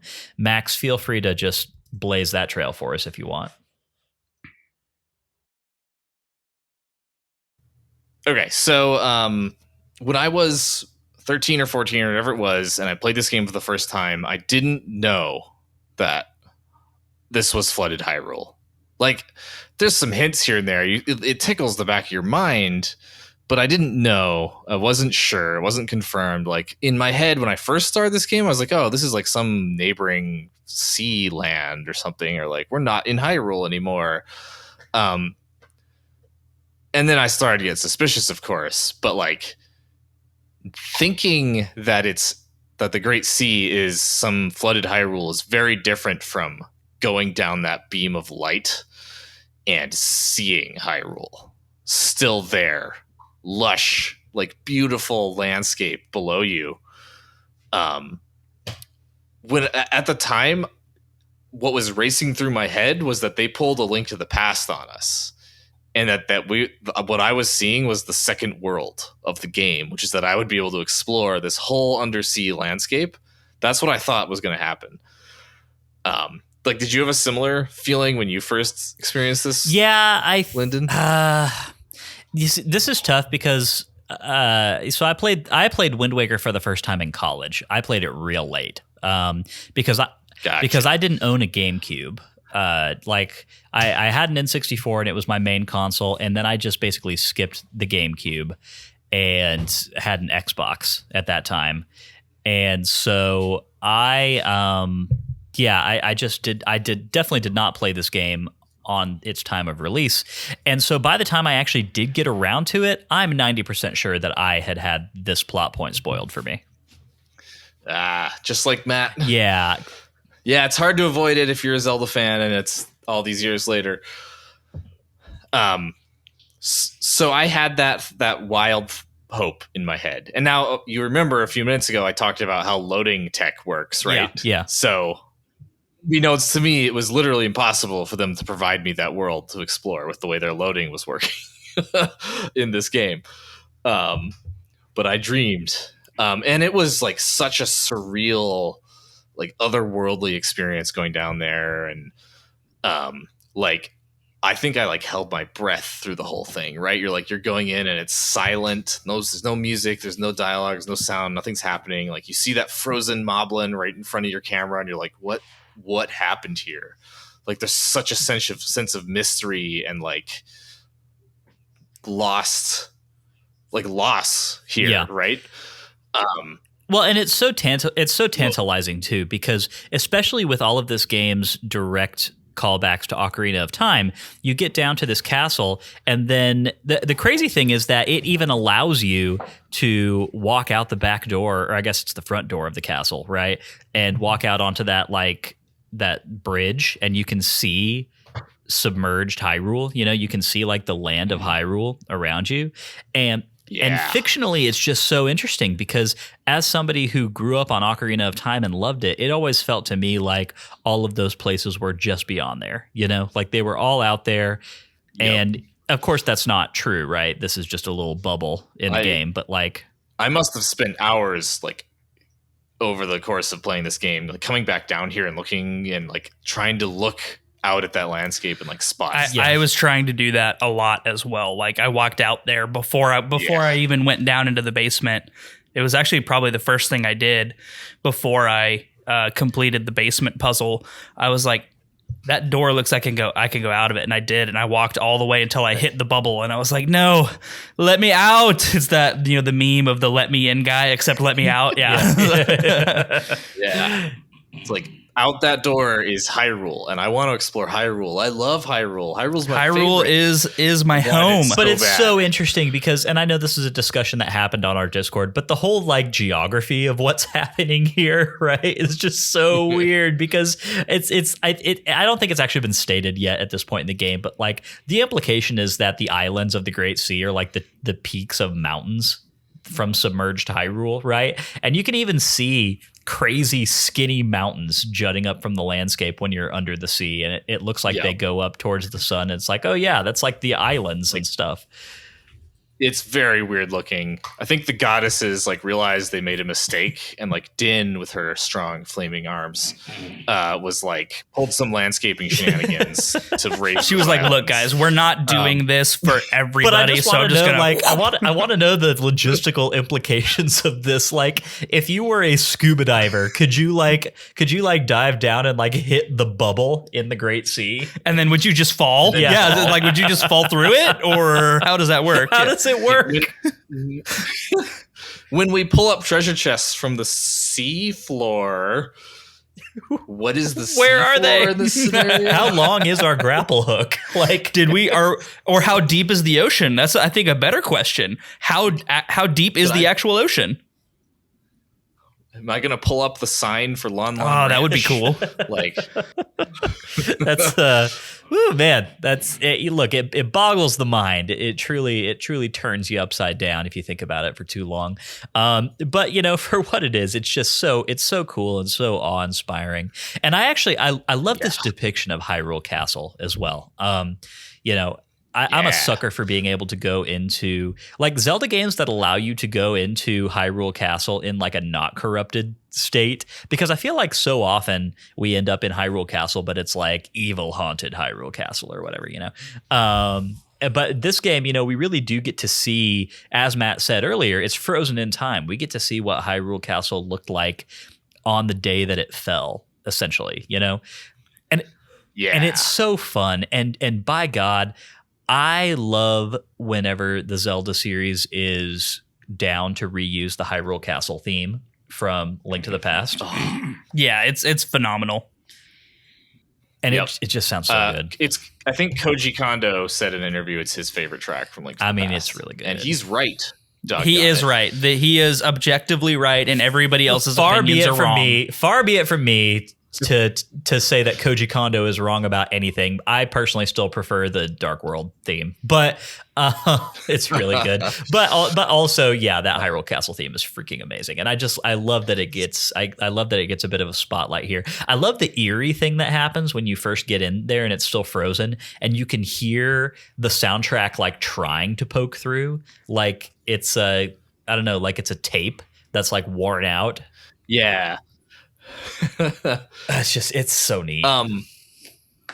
What like kind of just an interesting question is like, when you guys do this section of game and you leave Hyrule Castle, like what are you hoping to accomplish afterwards? Like what do you want to happen in the story? Like this is hard for you, Matt or Lyndon, because you already know what happens, but like Matt, like what do you, in your heart of hearts, what do you want to save after all this? Like in my heart of hearts, what I want most is to vanquish Ganon and drain the Great Sea, and then have Hyrule become the land again, and the islands to, you know, kind of lower back down and just be, and we shall Hyrule call again. it this land.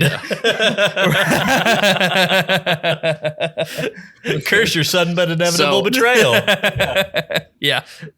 Yeah, like that is I don't. That's definitely how I feel. Yeah, as well. I don't think that's going to happen, because obviously Phantom Hourglass and Spirit Tracks happen in the Great Sea era of this timeline. So like I know that that's not going to happen, but like seeing that, because what I take away from this section most of all is that the goddesses actually froze Hyrule in time and then flooded it.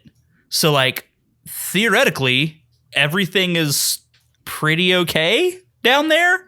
So, like, other than, like, you know, the monsters, but, like, now that Link is back and the hero is around, don't even know any time and passed. he presumably will, I don't know if he gets the Triforce in this game or not, don't tell me, but, like, presumably could happen. So like, I don't know. I know that it's not going to, but that's like, that was my like, oh, it's here. It's real.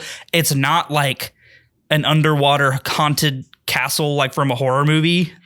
And like, wow, this is awesome. So I will say the logistics of this thing are interesting though, because like we do know that people escaped whatever this was, right? Like people got out of here and became, you know, the inhabitants of the islands. The inhabitants of the Great Sea. Yeah. So I am curious. And when you pull the Master Sword, the time freeze unlocks. Right. And so Right. And so are we to believe that the time freeze has like been lifted on the entire kingdom, I thought it was just for Hyrule Castle. I thought it was just that like the little magic bubble. Maybe I'm wrong. I don't know. That was my little headcanon. There is unfortunately no way to know, I don't think, but indeed. It is fun to think about. Yeah. Sorry, you go, Max. Anyway, I want you to, I just I agree with what you want to save, Matt, and I just wanted to hear you say it now and remember it. That's a tease, but it's a good one. Hey, Max, will you move your mic a little closer to your mouth again? You got a little quiet again for a second. Yes, is this better? Yeah, there you go. I keep excitedly like rolling my chair around and like moving my torso animatedly. The pod is just that good. Look, we had to disabuse ourselves of that habit very early on because we had a couple recordings early on where Lyndon was constantly like elbowing me saying, "Get closer to your mic." And I was like, "Fine." So we've gotten into the into the statuesque habit of remaining. That's me, the podcast tyrant. Yeah, agreed. Okay. So does anyone have anything else they want to say about Below the Sea before we talk about the Tower of the Gods? All good? I'm good. Okay. Oh, no, I do not. Okay. I'm good. So this brings us to part 3, which is the dungeon map, where we talk about this week's dungeon. An hour and a half in. Golly. We're halfway through. That would be an hour and 45 minutes in. Yeah. The Tower of the Gods, the dungeon of the week, the dungeon that we literally raised from the seafloor. Matt, your observation about the narrative connection to Adventure of Link is actually so cool. I love the concept of this entire dungeon, where it's something that has been laying and waiting to test the hero. And I think that it's actually a very appropriate dungeon, for that. It's definitely not a pushover dungeon. It's got a lot of very fun mechanics. It's got a pretty great sense of difficulty, Yeah. It is not easy. And like I said at the top of this episode, I knew that it was going to be a Max Nichols ass dungeon because there's a lot of really fun space altering mechanics that kind of take place here. It's definitely not a combat dungeon. It is a puzzle solving dungeon. So with all that being said, Max, I'm going to send it over to you. I guess give us some upfront thoughts about the Tower of the Gods and why you think it's such a good example of dungeon design in this game. Yeah. I love the Tower of the Gods. It's my favorite dungeon in the Wind Waker by far. One of my favorites in the series. I actually generally don't find the Wind Waker's dungeons to be very good. I think they're one of the weakest parts of the game. But I think this dungeon is an exception to that, and it stands amongst the best of the series. And the reasons why, there's a bunch of reasons why, but the biggest one is that it has just this amazing sense of place and ambiance to it. Like that deep kind of like choral, chanting in the music is like really ominous, and it feels very otherworldly. It's got all these like alien lines in the architecture, which now we can look back and we're like, yeah, that's very similar to the Sheikah architecture from Breath of the Wild, because they're influenced by the same stuff. And so that music, that weird architecture, that suddenly fighting all these like old robots. Like, you're not fighting Ganon's minions for the most part in here. Like, this is, like Matt said, a test being administered by the gods via their robots. Like, you could find Fi in here and fight her. But yeah, so sense of place is huge here. And it's not something we see very often in the Zelda series, is the three goddesses depicted as ominous, right? The Wind Waker does a lot to like be like, yeah, the three goddesses, they're actually kind of scary. They'll flood your land if you pray to them for help, and they'll give you a scary tower with robots that want to kill you.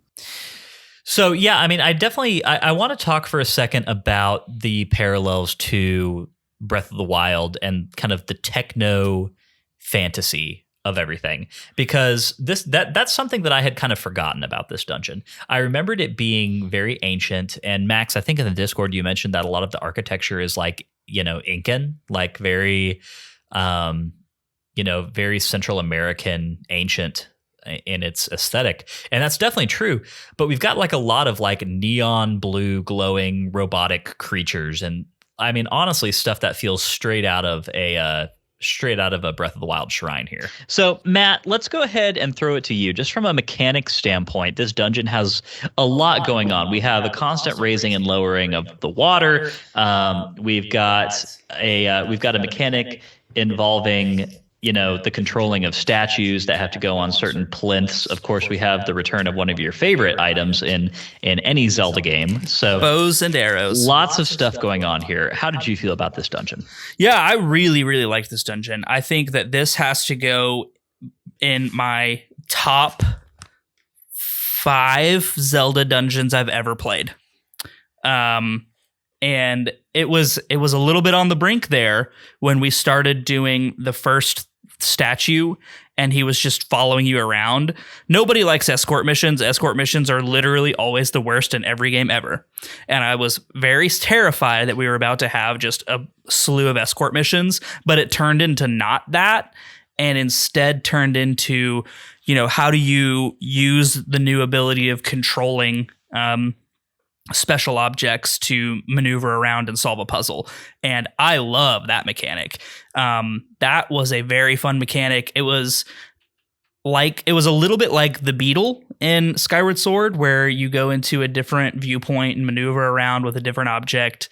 But more limited, because obviously it's just in a very confined space. I think the aesthetic is wonderful. The various times where you have to light things on fire and jump across some floating boxes was good. You're talking now about my least favorite room of the entire dungeon. I like that room. I thought that was kind of fun. I spent way too long in that stupid room trying to line the boxes up in the right distance from each other so that I fell into the water so many times doing this. I don't know. Maybe I just have a mental block about it, but the fact that you have to wait for the water to lower in order to reposition the boxes and then go try again. Man, seriously, this room in the dungeon made me want to pull my hair out. I had such a hard time with it. That's how I felt about Nico's puzzle. I hated Nico's puzzle with a burning passion, but I liked this dungeon so much. The Dark Nut fight was fun. I like reintroducing the Dark Nuts.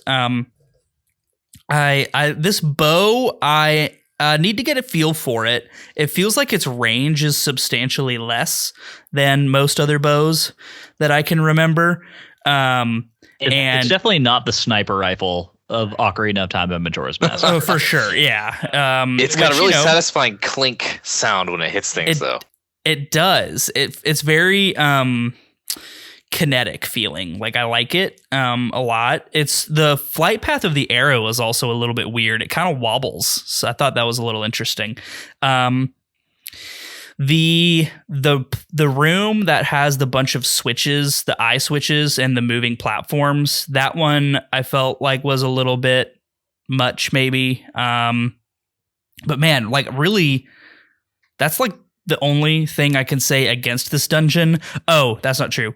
The scales that you have to throw the statues on to bring them up, and then when you have to throw the main statue across them, I fell off that thing 5 times because for some reason you throw the statues less distance than you can jump with them while holding them. So I tried to throw that statue across from the scale to the side 5 times, and I thought I was just getting the timing wrong, and then I just realized no, you just have to jump with it, which that makes no sense in the case of physics, jumping with a heavy object versus throwing said heavy object. It just doesn't make any sense. But anyway, that is the one thing I can say against this dungeon, and the rest of it was just, and that's a nitpick. Yeah, it is a nitpick for sure. And this dungeon was phenomenal. I loved it.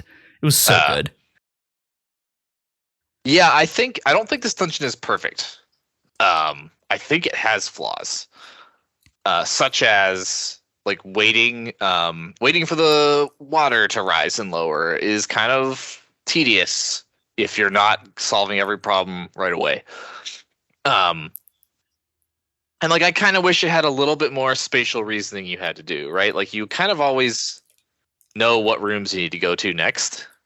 Like it doesn't have like the forest temple sort of stuff where like, oh, you need to kind of figure out where to go. But despite those flaws, I think it's a really fun experience. It feels like if the first few dungeons in this game are like the child dungeons in Ocarina of Time, this is the first one that feels like an adult temple. Yeah, I would agree with that. I will say that I think I agree with you, Max. I have a memory of this dungeon being far less linear than it actually is. And it's divided into subsections that each have their own specific shtick, and they take there's like an internal logic to each one of those. In the first area, it's the water rising and lowering and having to sail from spot to spot, and then on the second floor, it's learning how to use the command melody to move the statues around. And like it is a big dungeon, but you are right, it definitely does not. I think it would be pretty hard to get lost in this dungeon. It's almost an early Skyward Sword level of scripting for path, right? Like it tells you where you're going to go. There's really no way to get out of sequence here, which I don't hate. I think you could have added a little complexity and made it better, but I think overall it didn't detract from my experience in any way, if that makes sense. Yeah. Earlier I said I don't have a particularly high opinion of Wind Waker dungeons, and it's because all of them are like this. They're all generally linear, and they all even when they take you on like a big winding path, it always loops back around to exactly where you need to be afterwards. Yeah. And to a certain extent, I'm sure it was because they were specifically trying to aim towards a broader audience than the previous couple Zelda games. Like they wanted people for whom maybe Ocarina of Time was intimidating to be able to play this game. I think that's fair. I will say that like I really enjoyed the Dragon Roost dungeon as like one of the better first dungeons in a Zelda game, but the Forest Haven I didn't like love. Like it was fine. So I think I'm going to reserve my judgment of dungeons overall in this game until I play a couple more, because obviously this is only our third. So, but if what you're saying is true, which I have no doubt that it is, I can see that, like, I don't think if this is the high point, right? Like at least it's a good high point. I will say a lot of people do cite the Earth Temple as being one of the better ones as well. So there's definitely some great stuff coming up after this. But an interesting thing about this dungeon is that I always remember it being the dungeon where you spend all your time controlling the statues, and that is a big part of the dungeon. But for that reason, I think I had it in my head that I forgot that you get a Wind Waker song that enables you to do that. You get the command melody here, and playing that on the Wind Waker allows you to control the statues. In my head, I was conflating that mechanic with the Dominion Rod from Twilight Princess. That's a good it's a good comparison, though. They work about the same way, but for that reason, I had it in my head that the dungeon item was something like that. And so I was prepared to go into this dungeon enjoying it, but picking up an item that was basically useless in like minute-to-minute play after this. And I completely and then once I got the command melody on the baton, I was like, oh yeah, this is the dungeon where you get the bow. Okay, I'm jazzed now, Yeah. Any dungeon that gives you the bow automatically gets like a +5 in my opinion. I understand what you're saying, Matt, where there's some frustration around like, getting the statue to go where you want it to go. And I know this wasn't a problem for me this time, but in past playthroughs of this game, I've had frustrating situations where like I accidentally drove the statue off a platform or whatever, right? Yeah, I didn't have any problem with that. It was just the one time the first time when I thought it was just going to be escort style mission the whole time. But after that one, I didn't have any problem. So I liked the mechanic quite a lot. Yeah. And there is some really fun puzzle solving to be had here. Some kind of I know it's not like Portal's puzzles, but some Portal-esque puzzle solving where there's like an obstacle and you can't get through it, but you've got to figure out if there's a way to like maneuver the statue through it. And I don't know. I enjoy that. They're very self-contained, very physical kind of movement through space puzzles. I totally see that connection. Am I off base with my Portal comparison at all, Max? No, I think that's perfect. Okay. I hadn't made that connection myself, but I totally see it. And for that reason, it was very fun. And the great thing is that we have all these fun puzzles in this dungeon, but we still have a lot of great combat as well. The enemy density is not super high here, but what we do have is very lethal. I mean, the BMOs, for one thing. Oh, man, those things will wreck you. Yeah, you alluded to this in your plot recap, Matt, but those BMOs are just freaking like SWAT team BMOs. They've got like they've got a beat on you and they are ready to drill your face. Like they are ascendant level comp players in Destiny with their snipers, man. It's nuts. I like that. That was super frustrating for me. I did not get a game over in this dungeon. So Max, I'm playing on hero mode, and at this point I've got 3 bottles and I had 2 fairies plus the heal all potion, right? So it was fine, but like especially that room where it's just one circular platform with a BMOS in the middle and you have to carry the statues before you have the bow. Yeah. Oh. Yeah, that one sucks. Like that BMOS, like if you get zapped by that BMOS in the middle of the platform and you drop the statue, then you're just hosed because you leave the room and come back. Yeah, literally. Because you have to try. You keep trying to pick up that stupid statue, but the BMOS is so quick that it's just like zapping your face off every time you try. It's brutal. Yeah. And then of course once you get the bow and arrow, it's easy to like pop the BMOS's eye, once you know how to do it. But man, before then, this is probably the most lethal incarnation of the BMOS that I can think of in a Zelda game. Does that sound right to you, Max? Link to the Past BMOS, where it's real hard. Oh, I guess that's fair. Yeah, and those are invulnerable. You can't even kill those guys. Yeah. These are the easiest to kill BMOS in the series, I think. Yeah. Once you can kill them. Yeah, I think the bombable BMOS in Ocarina of Time are maybe tied for me. They're pretty easy to kill, but regardless, they're it's a fun they're a fun obstacle to have to overcome. Matt's throwing stuff around over here, but no, I think so. The BMOS are fun and frustrating to have to fight against, but of course we have our first Dark Nut fight here, and I actually, man, it's so great. Because really what the Dark Nuts are in this game is Iron Knuckles from Ocarina of Time. It's a similar situation. Yeah. They are the most fun enemy to fight in this game, I think. Well, and I love the strategy that you have to employ to beat them, and also the subtle ways that the character model implies that, right? Like once you realize that there's like lace on the back of their armor, and then once you hit that, their armor comes off, and then they're like they're a little less tanky than they otherwise would be. They're not invulnerable. It's really, really, really fun. And it's another example of why I think it's so great that this game has the dodge strike mechanic that it does, because you can choose several ways to sort of tackle this encounter. You can just wait for your perfect moment and then hit A to do your dodge strike. Or if you want to, you could just do it the old fashioned way and try to circle around the back of the iron knuckle, just poke it in the back with your sword, and then its armor comes off. I like being able to have options in the way that we tackle these harder enemies. And then, of course, one of the other things that we think is so fun about this game is the ability to pick up the weapons of your fallen opponents, which leads to Link being able to just hold this giant ass sword. Like, imagine if Link from Ocarina of Time could pick up the Iron Knuckle axe. It's just crazy. Yeah, that would be a lot of fun. I wonder if he would make the noise. He'd be like, "Hey!" I'd like to imagine that he would. Yes. Yeah.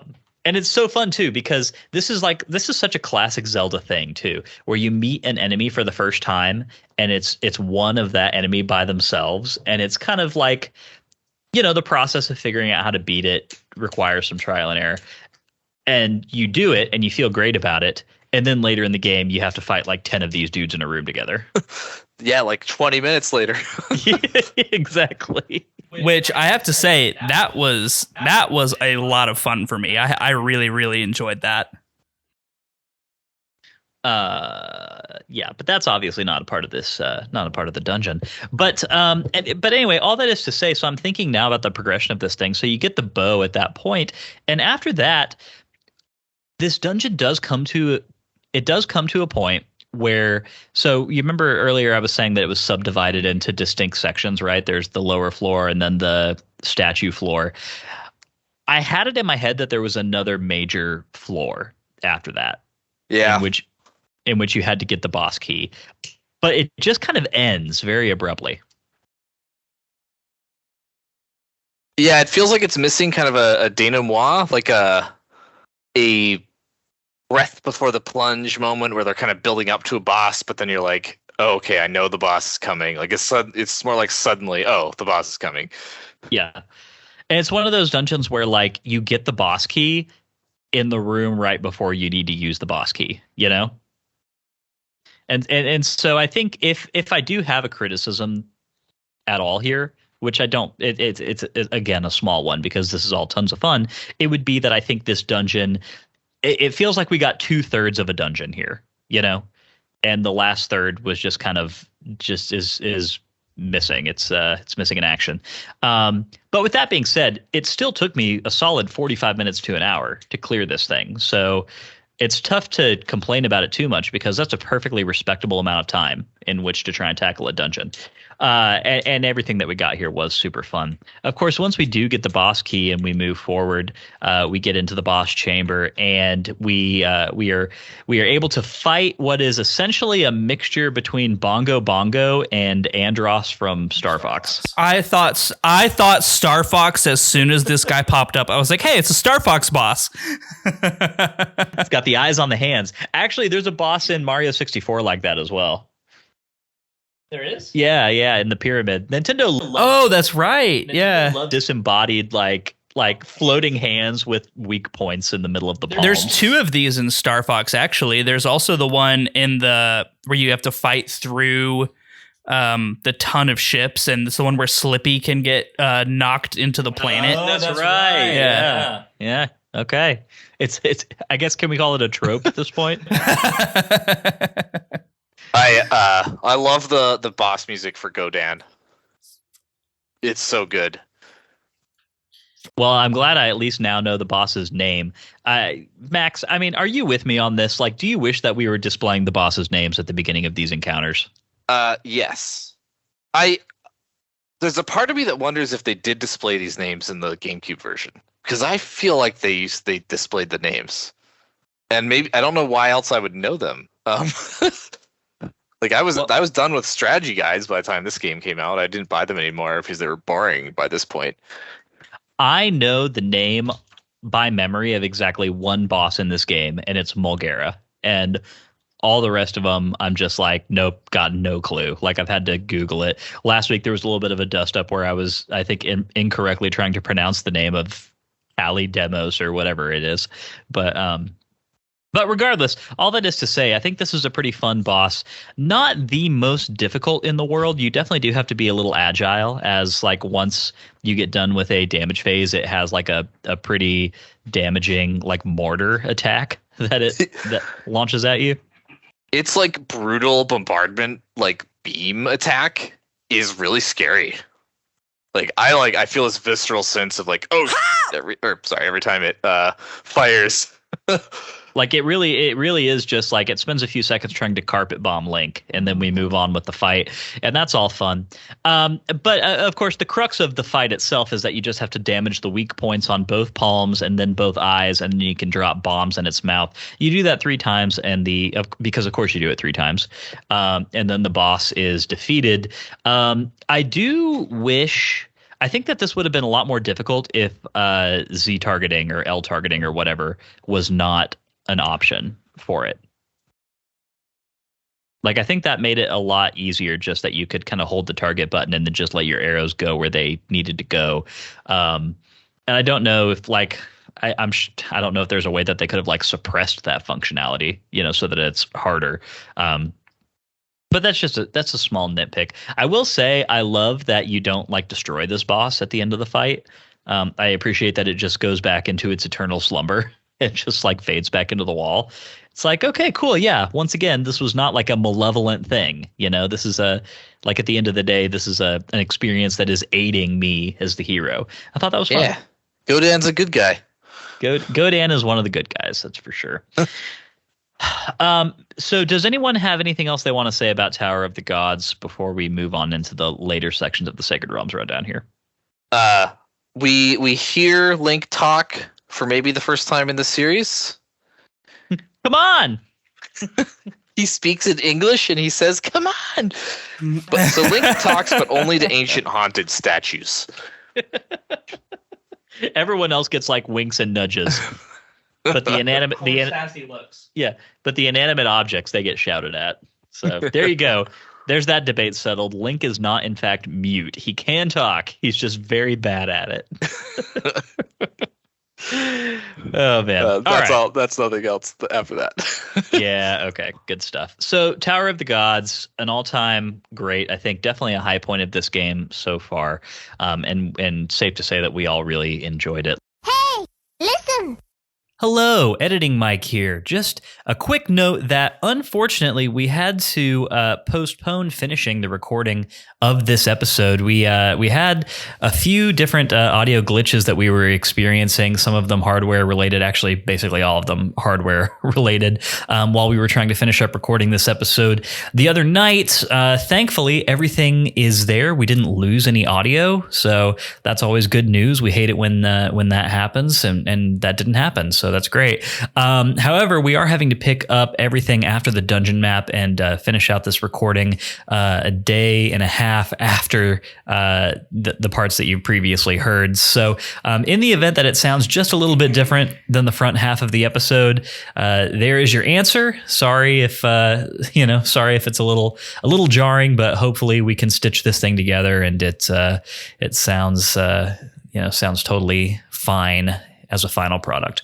But with all that said, we're going to get into bloopy trails and then finish out the episode and on with the show. All right, so let's go ahead and get into part 4, which is Bloopy Trails, where we talk about fascinating things that diverted our attention this week. I'm going to run down my list real quick because, as I said earlier in the episode, there was kind of a lot of stuff that I just kind of, squared away while I was exploring the Great Sea, while I was traveling from point to point. As I said before, I did visit several great ferries. It was hilarious to me because I started out this section of game with a 500 rupee cap, and it was completely maxed out. And even in the last episode, Matt and I were kind of bitching about how it was the biggest drag whenever you pull a chest up from the ocean floor. It's got 200 rupees and you're already maxed out. And of course, the immediate remedy to that in any Zelda game is that you want to find the giant's wallet.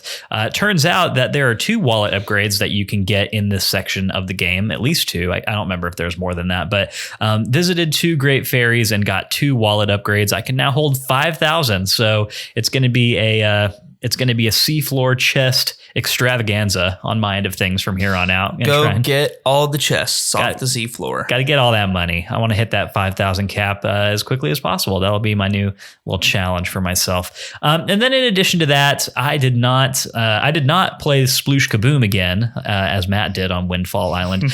I did, however, visit a new game that you can discover, and it is the Cannon. I forget the actual name of this thing, but it's the Cannon target shooting minigame on Spectacle Island. And I thought it was so funny. I was looking at the map of Spectacle Island and noticed that just like Spectacle Rock in The Legend of Zelda, it gains its name from the fact that it looks roughly like a pair of glasses in shape.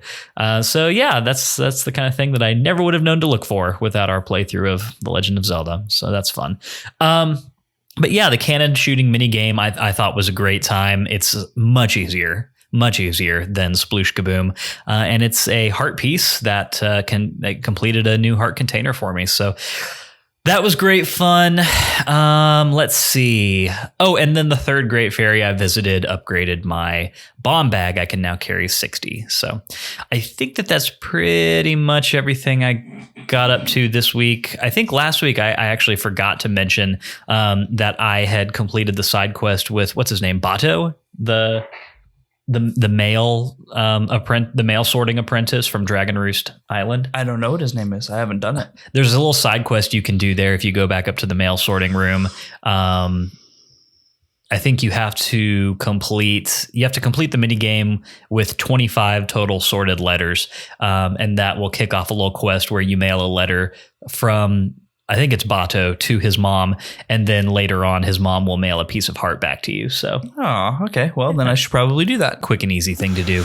I appreciate that guy shows up to a job interview without a shirt. That was a real power move. He's very confident in his body. Yeah, I definitely, the boldness is appreciated. I don't know that I'm ever going to employ that strategy in my own personal life, but at the same time, I can't foresee a situation where I'm participating in a job interview in person. I was going to say, like you theoretically could if you were really good at green screening yourself in some way, or body paint. If you had body paint on, that'll be a challenge for you, Matt. Next time you apply for a job, we'll see if you can pull that one off. No, I think I'm good. Thanks, though. Okay, cool. But yeah, I think that's all my bloopy trails for the week. I'm probably forgetting one or two small ones, but like I said, I mean, there are a lot of little things you can kind of get done in this section of the game, and I think I covered all the big important ones on my end of things. How about you, Matt? What was your bloopy trail situation looking like this week? Yeah, so I didn't do too many bloopy trails outside of my massive time sink that happened at the beginning of this section. Other than that, I beat Sploosh Kaboom, which is a huge achievement for me personally, and I'd like to thank the Academy and God and my girlfriend and Admiral. What was the Admiral's name? I don't remember. Or the guy who runs the stand. Sploosh Kaboom guy. We'll just call him Admiral Sploosh Kaboom guy. Oh, Salvatore. This award of a piece Salvatore. Of art. Oh, Salvatore. Thank you, Max. Well, I'd like to thank Salvatore for this prestigious award. So, that was fun. I also did the pirate cannonball blow up the barrels game, so that was fun. I appreciated that the guy who was running that was very similar in both appearance and mannerism to Salvatore. I thought that was fun. I mean, these guys they've got to be related, right? Yeah, they're brothers, right? Like okay. They have to be. Okay, sure, cool. So I did literally that one, the same character. And I mean, I did wonder. I thought so at first, but then I was like, how would that? I mean, it's Zelda, so anything's possible. But what else? There was one other thing I did. Yeah, he's able to teleport from spot to spot, and it's pretty incredible. He puts on that pirate hat and just says, "Ari, mateys, away," and then they're gone. So that would be great. Oh, I got one of the wallet upgrades in the Great Fairy Fountain in Outset Island, and I think that's it. Cool. How about yourself, Max? Oh, boy. So I did a lot of stuff. We're at the interesting point in the Wind Waker where after this episode and partially during this episode, the Wind Waker becomes like 80% side content, right? Like there's so much stuff that is not the main campaign to do in the Wind Waker. So, I got a couple fairy upgrades. I can now hold 100 bombs, like I mentioned earlier. I also did the barrel mini game. There's some quote where a developer says that Salvatore is Miyamoto's favorite character from the Wind Waker, and they say that because his name is Salvatore, and he has a mustache, they decided to make him Italian. So they like Salvatore on the Wind Waker team, I guess. And the main thing I did was I went back to Windfall Island with 1,000 rupees in my wallet, really wanting to spend them, and I bought every single thing in the auction house, which is actually a fun minigame, sort of, for an auction minigame at least. And then I did a lot of the little side quests in Windfall. Windfall has tons and tons of little like character-driven side quests you can do, and they're kind of subtle. It's actually hard to find a lot of them without using like a guide. So I did a few of those, and my favorite was the one where you earn the color camera from Lorenzo, the camera shopkeeper guy. He's a lot of fun. He basically sends you out on a paparazzi side quest to take pictures of villagers that he gives you clues about in interesting or compromising situations. Fun dialogue with that one. So yeah, that was probably my favorite Loopy Trail, was that side quest. And does that feed into the Nintendo Gallery? Yes, as well. You have to have together? The color camera in order to do the Nintendo Gallery side quest. Okay, cool. And I can't actually remember if we talked about the Nintendo Gallery previous to the cutoff point we did not. in the front half of the episode or not. I know we mentioned it, but I think it might have been in that like 5 minutes of stuff where we were kind of chatting and then we're forced to admit defeat and regroup for later.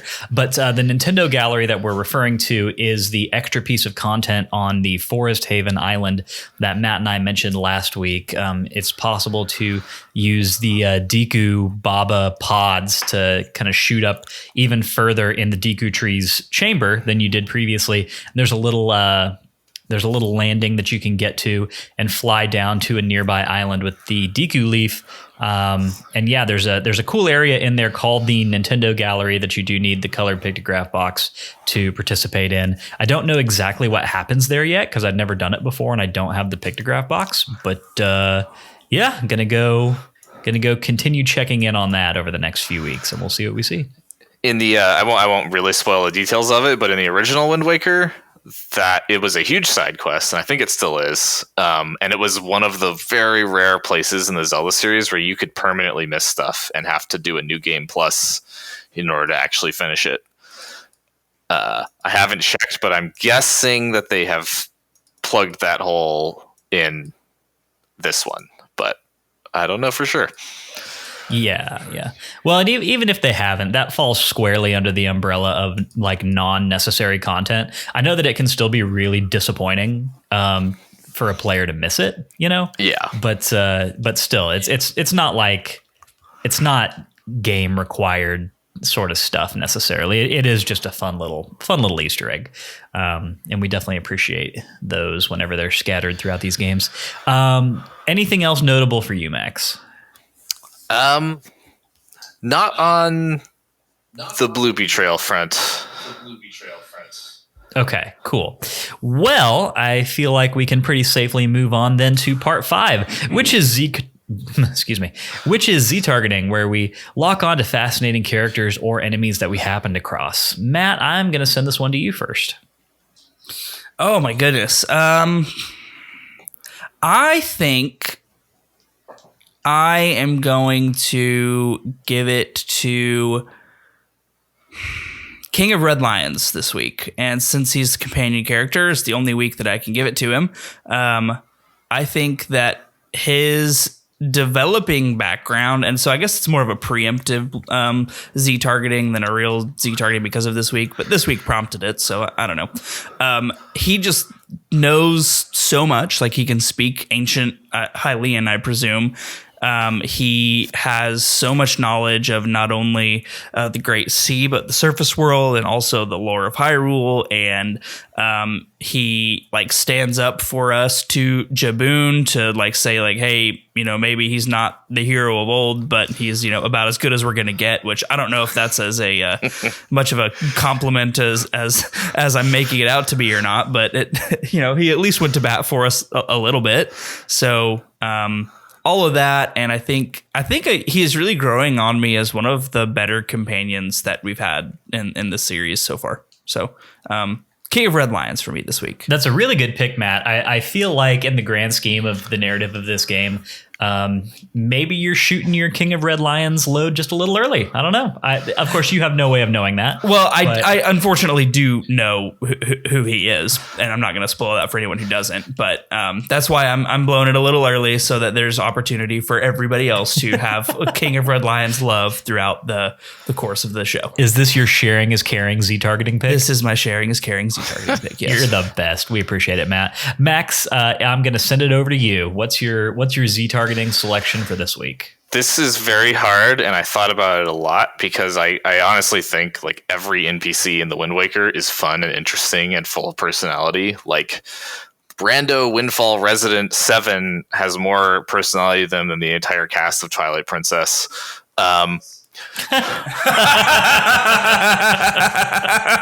It's funny because it's true. Oh my gosh, that was a roast if I've ever heard one. Wow, that was scathing. But I pick Tetra.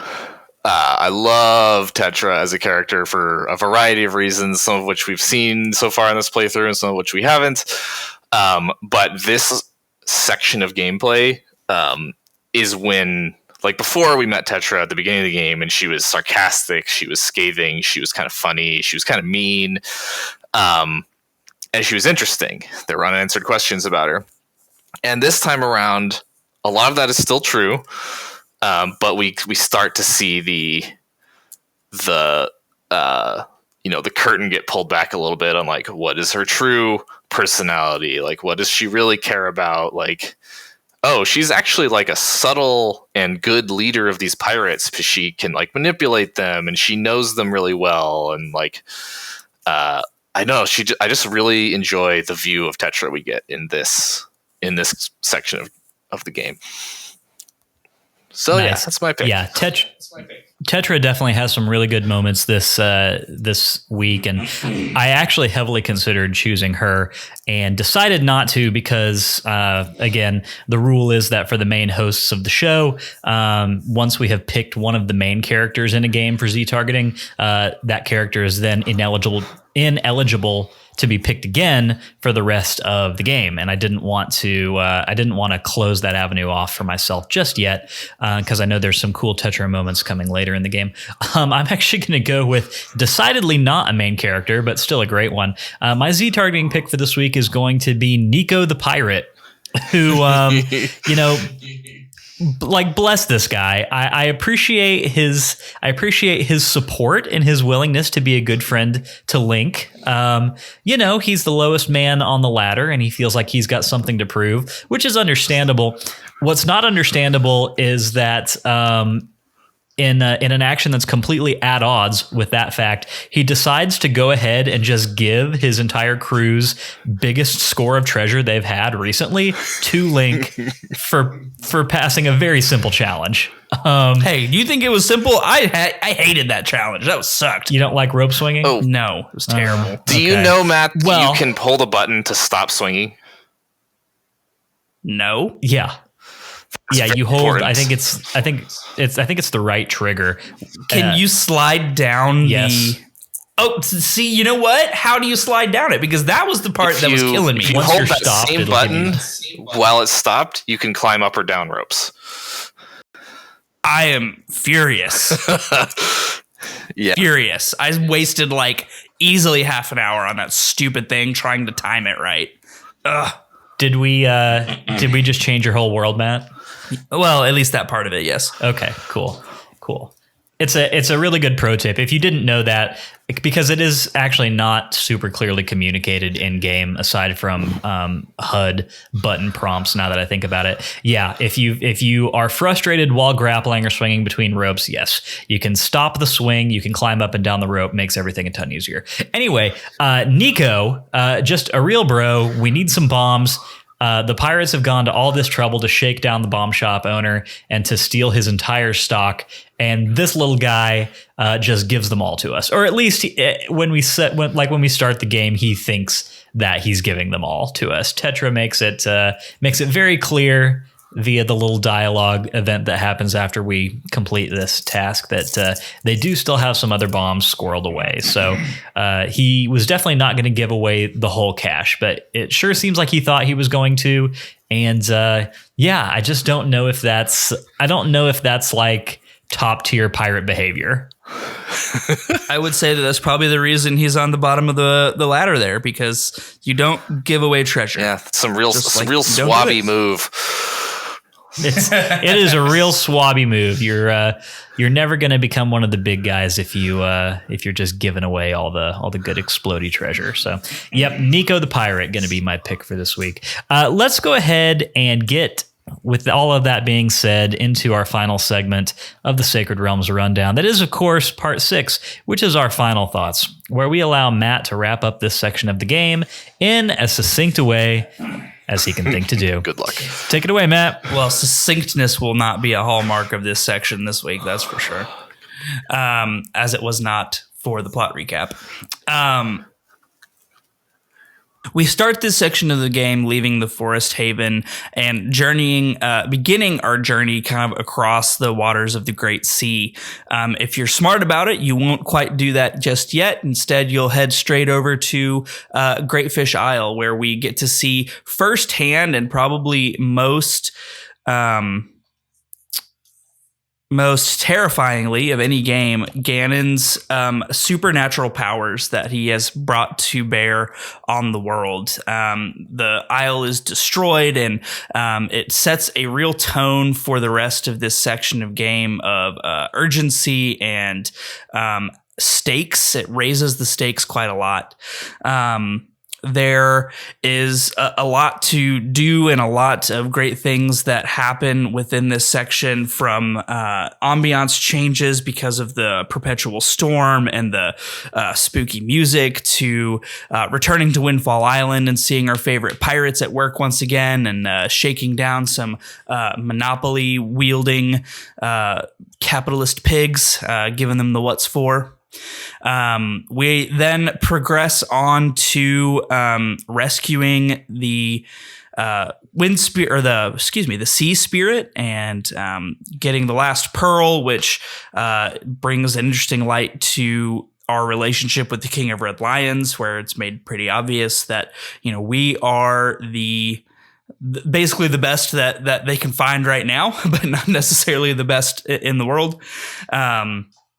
All of that drives us towards more exploration of the Great Sea, which I think has some real promise and is going to be a lot of fun and a highlight of this game. And then drives us to probably the best dungeon, definitely the best dungeon so far, possibly in this game, with the Trial of the Gods.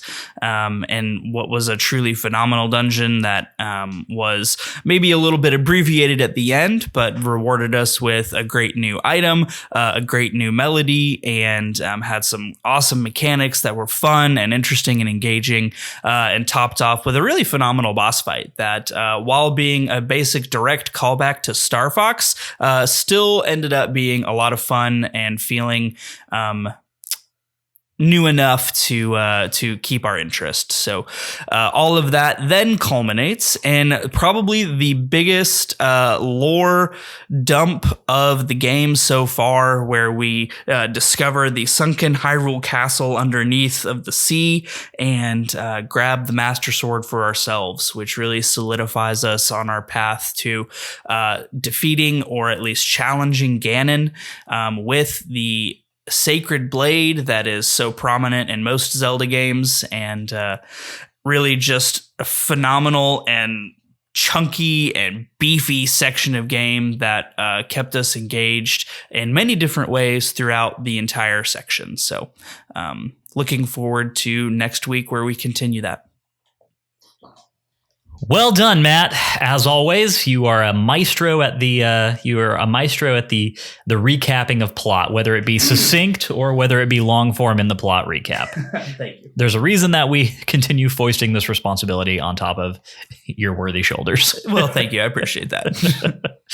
All right. Well, that does, of course, bring us to the end of the Sacred Realms Rundown for this week. We will be back next week with another installment of the Sacred Realms Rundown, talking about our first steps on the post-Master Sword part of this adventure, which is typically where these games start really ramping up. And according to my memory, continues to be true in this game. So lots to be excited about there. Max, we really appreciate you coming on the episode with us this week. As predicted at the top of this whole thing, it was beefy. It was an extended affair. I think this is going to clock in at just a shade under 2.5 hours. So, that's what we like. I think that this was an episode deserving of that length of time. And I think we had a really good discussion around it.